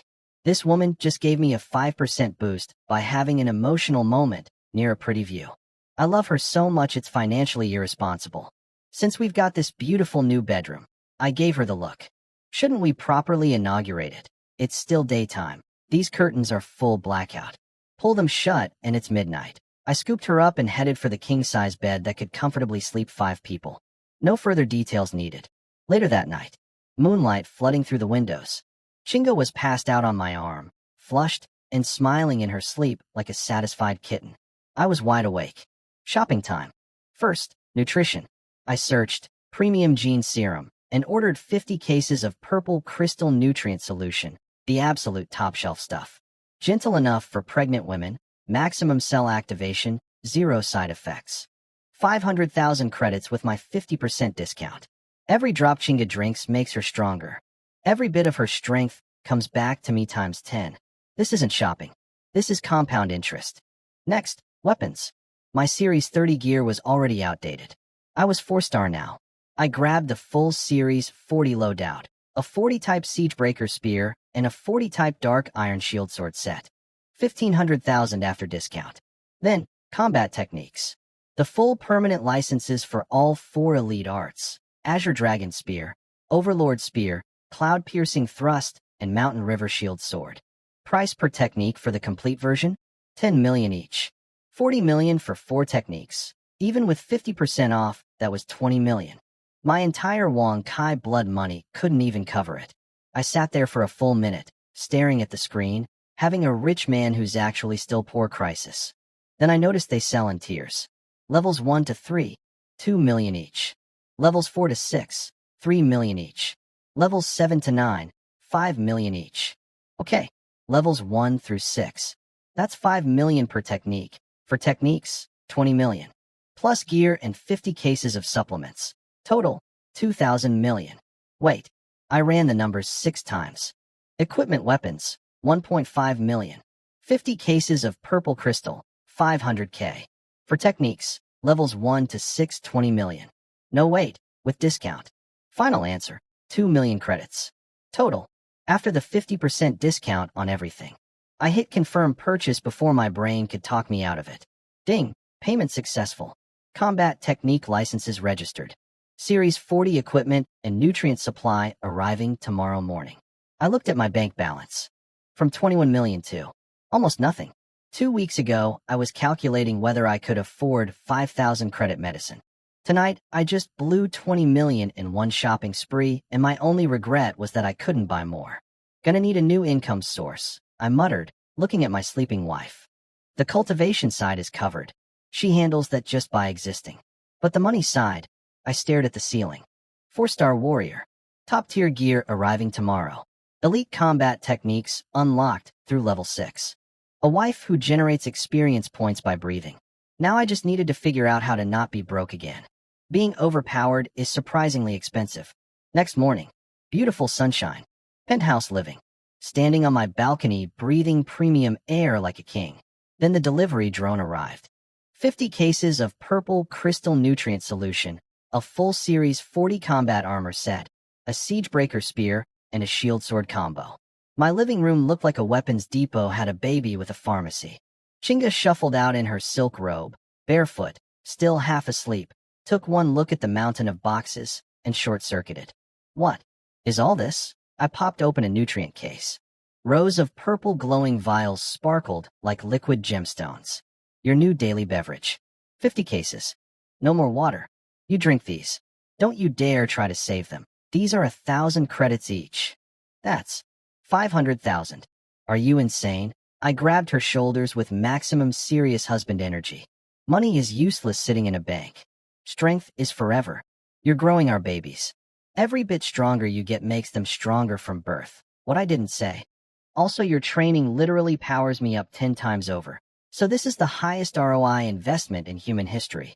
Instead, I said, when you get stronger, it motivates me to get stronger. Can't let my wife pass me up. Smooth recovery. She got teary-eyed and cuddled into my chest. I'll train hard. I promise. Then I opened the weapon cases. The Series 40 armor was gorgeous. Liquid alloy composite, sharp angular lines, a glowing chest plate that looked like it belonged in a sci-fi movie. The spear was dark purple at the tip, practically humming with murder energy. 500 pounds of, hello, I'm going to ruin your day. I was in the middle of admiring my new toys when, ROARR, a sound so massive, so ancient, so terrifyingly loud that our 32nd floor penthouse vibrated. The wooden floors trembled. The windows flexed. The entire city skyline seemed to flinch. Chinga went white and grabbed my arm. What was that? Before I could answer, buzz. Phone. Red text. Bold letters. Emergency conscription order. 3-star warrior Chunyi, Nanjiang City, is under level 1 combat alert. Report to Warrior Association headquarters within 1 hour. No exceptions. Chinga's phone lit up too, but hers said something different. Special personnel shelter in place order. 1-star warrior Su Chinga. Due to your pregnancy status, you are exempt from deployment. Remain at home. Await further instructions. My wife grabbed my shirt with trembling hands.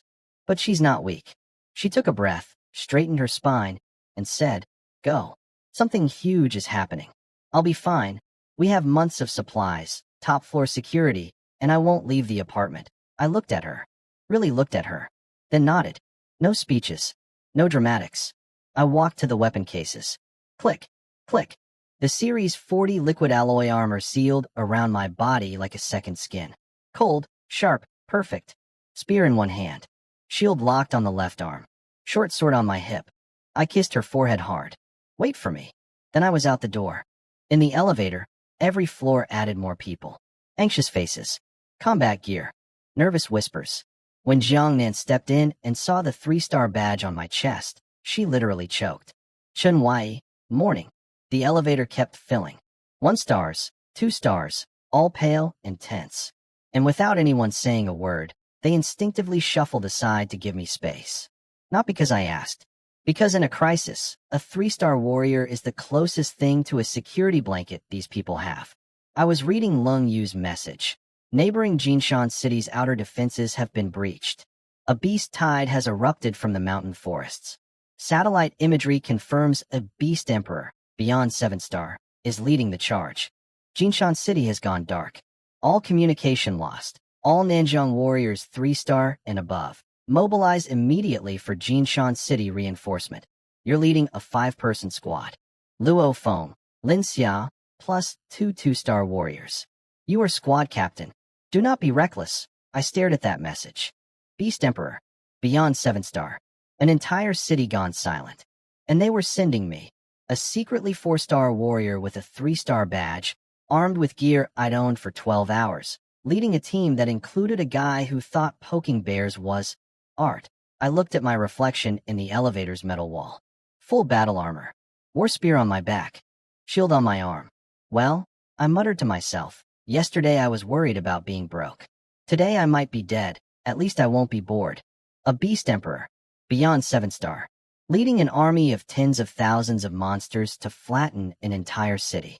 And they were calling in every warrior 3-star and above to go stop it. Cool. Cool, cool, cool. Just another Tuesday. I gripped my new spear so hard the metal creaked. Yesterday, I was furniture shopping. Today I might be dying. The elevator hit the ground floor, and I stepped into chaos. Thousands of warriors packed into the assembly hall, and every single face said the same thing. I might not come home tonight. Gone were the cocky attitudes and lazy stances. Just grim, silent soldiers. I walked in wearing my Series 40 liquid alloy armor, and the whispering started immediately. Is that Series 40 gear? That's for 4-star warriors. The weight alone is 1,000 pounds. Check his badge, 3-star mid-level. How old is this kid? I ignored all of it and headed straight to my squad's rally point. Luo Feng was already there. The man who once called me a brute and declared his only opponent was himself? He looked at my 3-star badge, looked at my armor that cost more than his apartment, and his hand literally shook. CH Chun. Captain. The word came out of him like he was swallowing glass. Lin Xia was the same. Eyes down.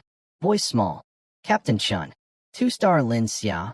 Reporting. The other 2 squad members were a pair of middle-aged brothers. 1 shield, 1 shield sword. Practical men. They took one look at me and saluted instantly. At your command, Captain. I kept it short. I'm Chinyi. We're heading to the outer perimeter of Jinshan City. It's already a meat grinder. One rule in my squad, follow orders. No heroics. I paused. Let my thunder-breathing pulse once. Just a tiny vibration. Every person nearby felt their heart skip. Break that rule, and I'll deal with you myself. Then Lung Yu appeared like a blue comet streaking across the hall. Her aura was volcanic, barely contained destruction. Everyone on the transports. Jinshan City's first defensive line has collapsed. Millions of civilians are evacuating. Our mission is to hold South Sky Bridge for 3 hours while they escape. Someone in the crowd whimpered. That's a suicide mission. It's our duty. Lung Yu's eyes could have cut steel. Move. The ceiling opened up. Hundreds of heavy transport ships roared to life and launched into a sky stained with smoke and blood. Inside the transport, I sat down and my watch buzzed. Chinga.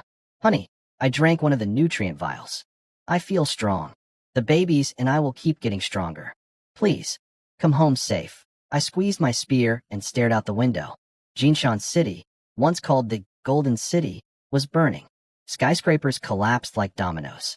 The evacuation highway was a crawling nightmare of bumper-to-bumper cars. And on the other side of the city, a black wave was rolling across the horizon. Tens of thousands of beasts. So many that their stampede kicked up dust clouds that blotted out the sun.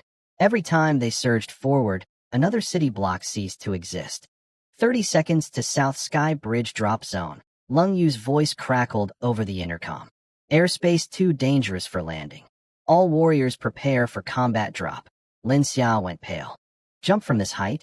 I'm only 2-star. I'll break every bone. I stood up. Didn't clip into any safety cable. Just grabbed my spear. Stay behind me. Open the hatch. Boom. The door blasted open. Wind and smoke and screaming metal filled the cabin. I looked down. 1,000 meters below, South Sky Bridge stretched across a massive river, humanity's last choke point. Thousands of civilian cars jammed the bridge. And on the far side, hundreds of giant Fong demon wolves had already smashed through the barricades and were charging toward the traffic. A one-star warrior with a missing arm was slumped against a pillar, watching wolves sprint toward the nearest car full of families. He closed his eyes. That's when I jumped. No parachute. No cable. Just a man in black armor falling from the sky like a meteor aimed directly at the center of the wolf pack. Boom. I hit the bridge so hard the concrete exploded in a 20-meter spider web of cracks. The shockwave turned every wolf within 10 meters into red mist. Just gone. Vaporized. The one-armed warrior opened his eyes. Through the settling dust, standing in a crater on the shattered bridge, was one guy in black armor, holding a dark purple spear, surrounded by absolutely nothing that was still alive. Me. And I was just getting started. Dust cleared. I was kneeling on one knee in a crater of my own making, spear planted beside me like a flag. Slowly stood up, shook off the impact energy like it was rainwater. 3-star warrior Chunyi. I'm taking command of South Sky Bridge, west side. My voice wasn't loud, but with thunder breathing backing it. Every syllable hit like a gong. Every survivor on that bridge heard it. Reinforcements. Nanjiang's main force is here. The screaming crowd erupted in desperate hope. Beautiful sound. No time to enjoy it, though, because the wolf pack behind me was furious about their liquefied friends. Dozens of giant Fong demon wolves launched at me simultaneously. Claws out, fangs dripping, the works. I swung my spear in a single horizontal arc, 20-meter sweep. Azure Dragon Spear intent fused with 9-layer thunder kill speed. Schlick, schlick, schlick, schlick. Every wolf in midair got bisected. Just cut clean in half. It rained blood and wolf halves like the world's worst piñata party. Luo Feng and the squad landed behind me. When Spear Boy saw the carpet of wolf corpses and me standing alone in front of them like a one-man army, whatever was left of his ego packed its bags and moved to another country. Luo Feng. Linxia. Guard the flanks. Keep flying beasts away from the civilian vehicles. Go. They scrambled without a word. Good. No more attitude problems. Funny how mass slaughter fixes interpersonal issues. But I wasn't watching them. I was staring through the fog at the other end of the bridge. Something big was coming. Tum, tum, tum. Each footstep shook the bridge like an earthquake. Abandoned tanks were getting kicked aside like tin cans. Then it emerged from the smoke, a hardshell behemoth. Body like a small building, covered in rock-like armor plates, glowing red eyes locked directly on me. 4-star, early stage. Leader class beast. Captain, fall back. That's a behemoth. 3-star warriors can't break its armor. Some veteran screamed behind me. 3-star can't, huh? Good thing I'm not actually 3-star. I stopped holding back. Pushed my energy to 40%, full 4-star output. Then I charged. Straight at the living mountain. A kilometer away, Lung Yu saw this on her monitor and actually stood up from her command chair. Chen Wai, retreat. Static. Her order never reached me. Communication jammed. Convenient. The behemoth wound up its right fist, a boulder-wrapped wrecking ball the size of a car, and slammed it down at me with enough force to split the bridge in half. To everyone watching, this was the moment the brave young warrior died. To me, that punch was full of openings. Anatomy mastery plus elite combat techniques plus 40.1% development meant I could see every flaw in its attack, like reading a children's book. Then ding. Partner Suchinga is consuming purple crystal nutrient solution while running thunder breathing at maximum. Gene development 1%. A surge of hot energy flooded my body. My wife, sitting at home drinking her expensive juice, just gave me a power boost in the middle of a boss fight. This woman's timing is impeccable. Mountain River Shield Guard, left arm up. Shield deployed. Boom. Fist met shield. The sound wave shattered every window within 100 meters. The entire South Sky Bridge swayed. Steel cables groaned. The road cracked beneath my feet into 2 deep craters. But I didn't move. Not 1 centimeter. A 4-star behemoth's full power punch, caught by one arm and a shield.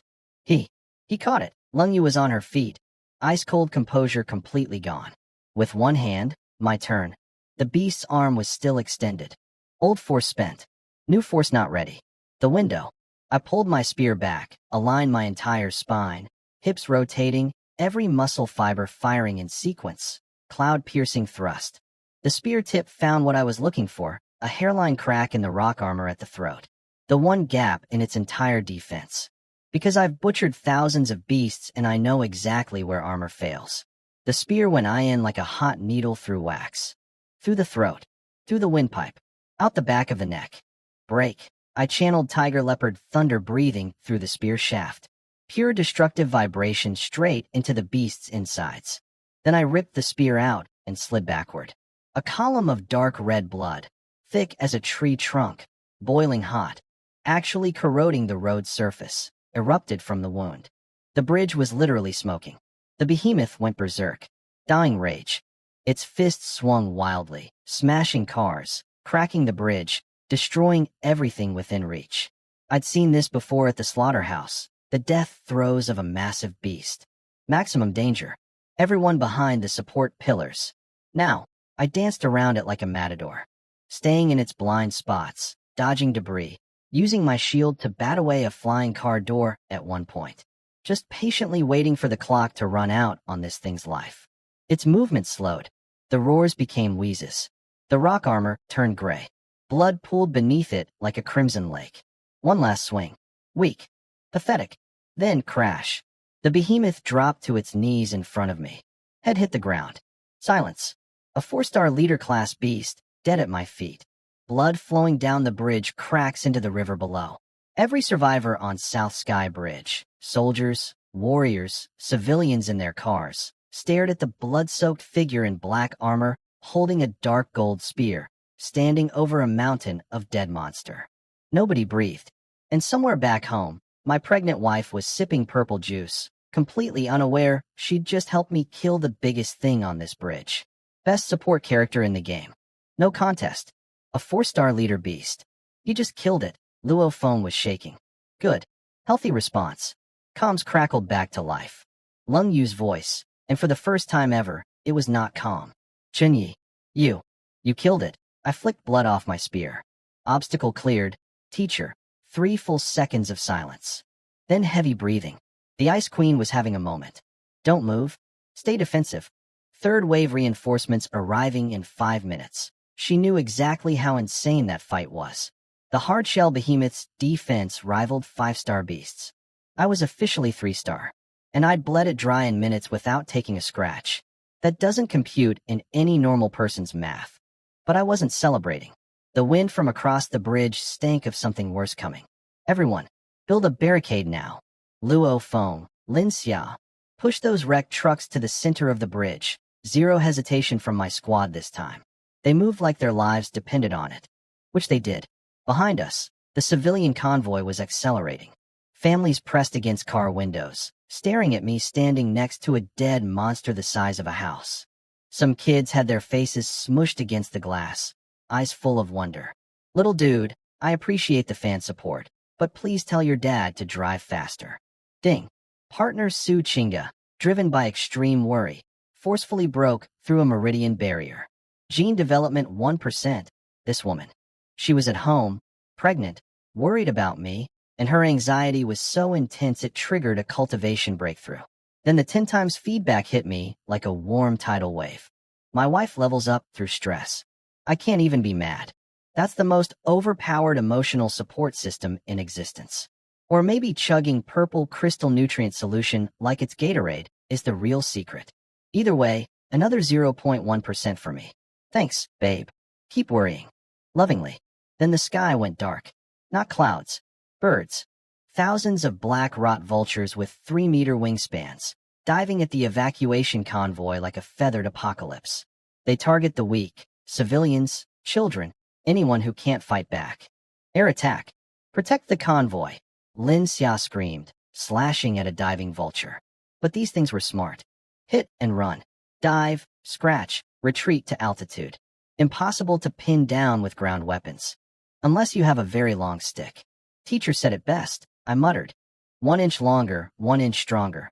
I took a breath and started spinning my spear overhead. Azure Dragon Spear, 6th layer. Dragon soars to heaven. The spear moved so fast it created a visible tornado above me.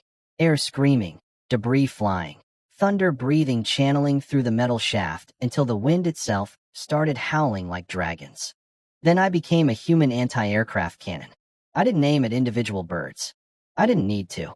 The spear's rotation turned 30 meters of airspace into an absolute death zone.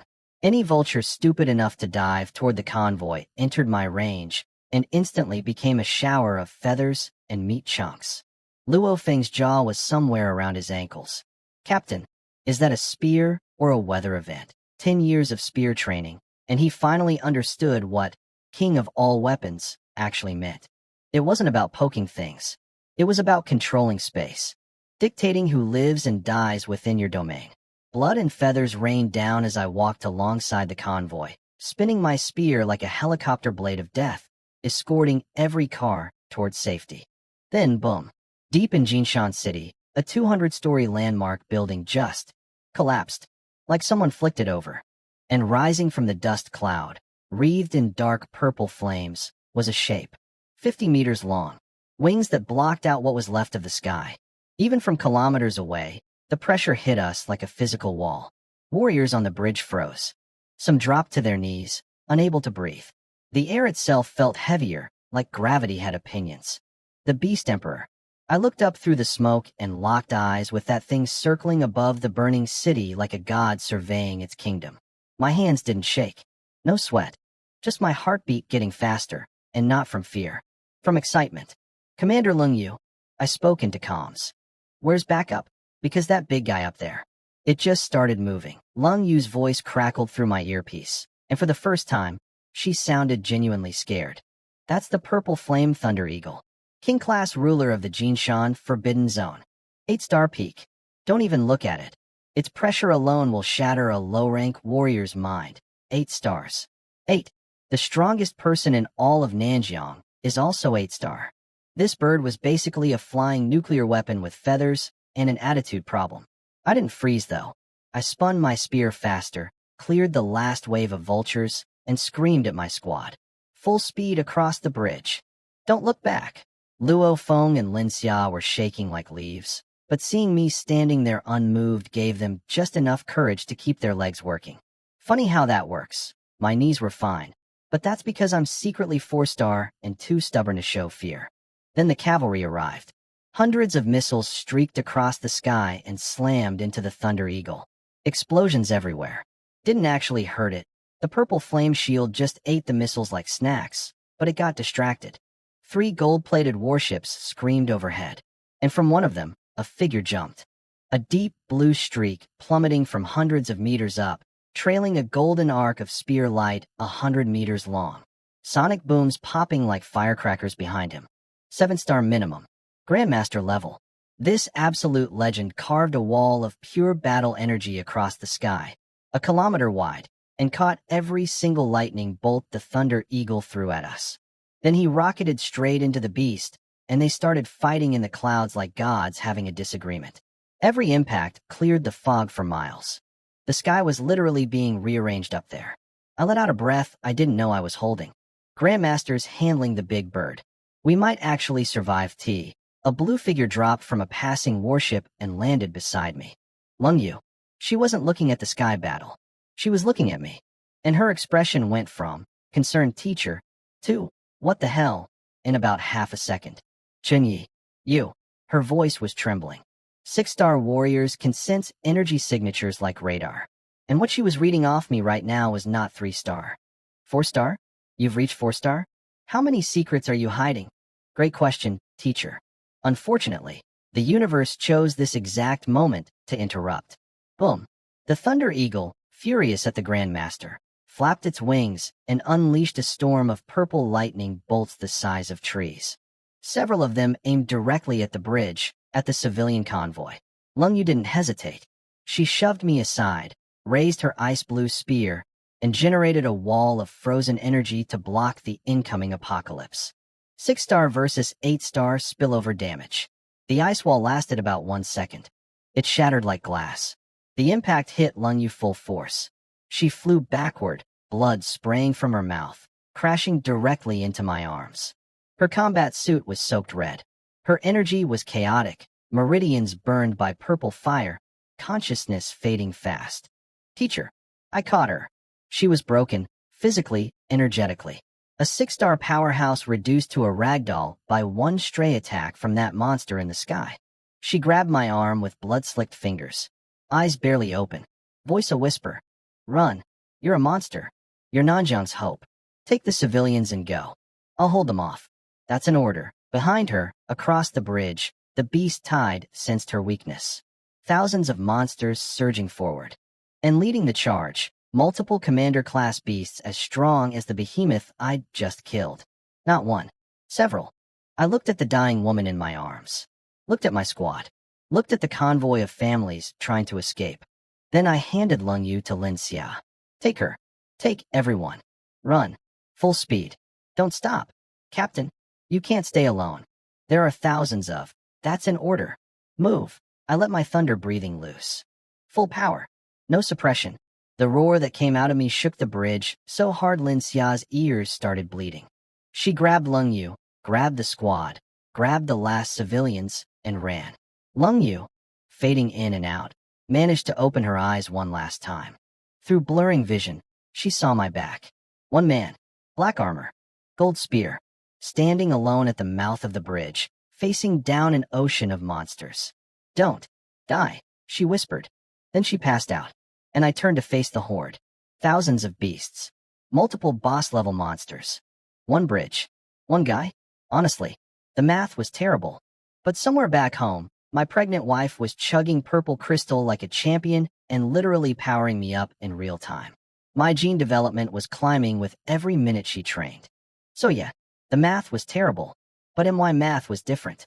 I planted my feet, raised my spear, and grinned behind my helmet. All right, you ugly bastards. Line starts here.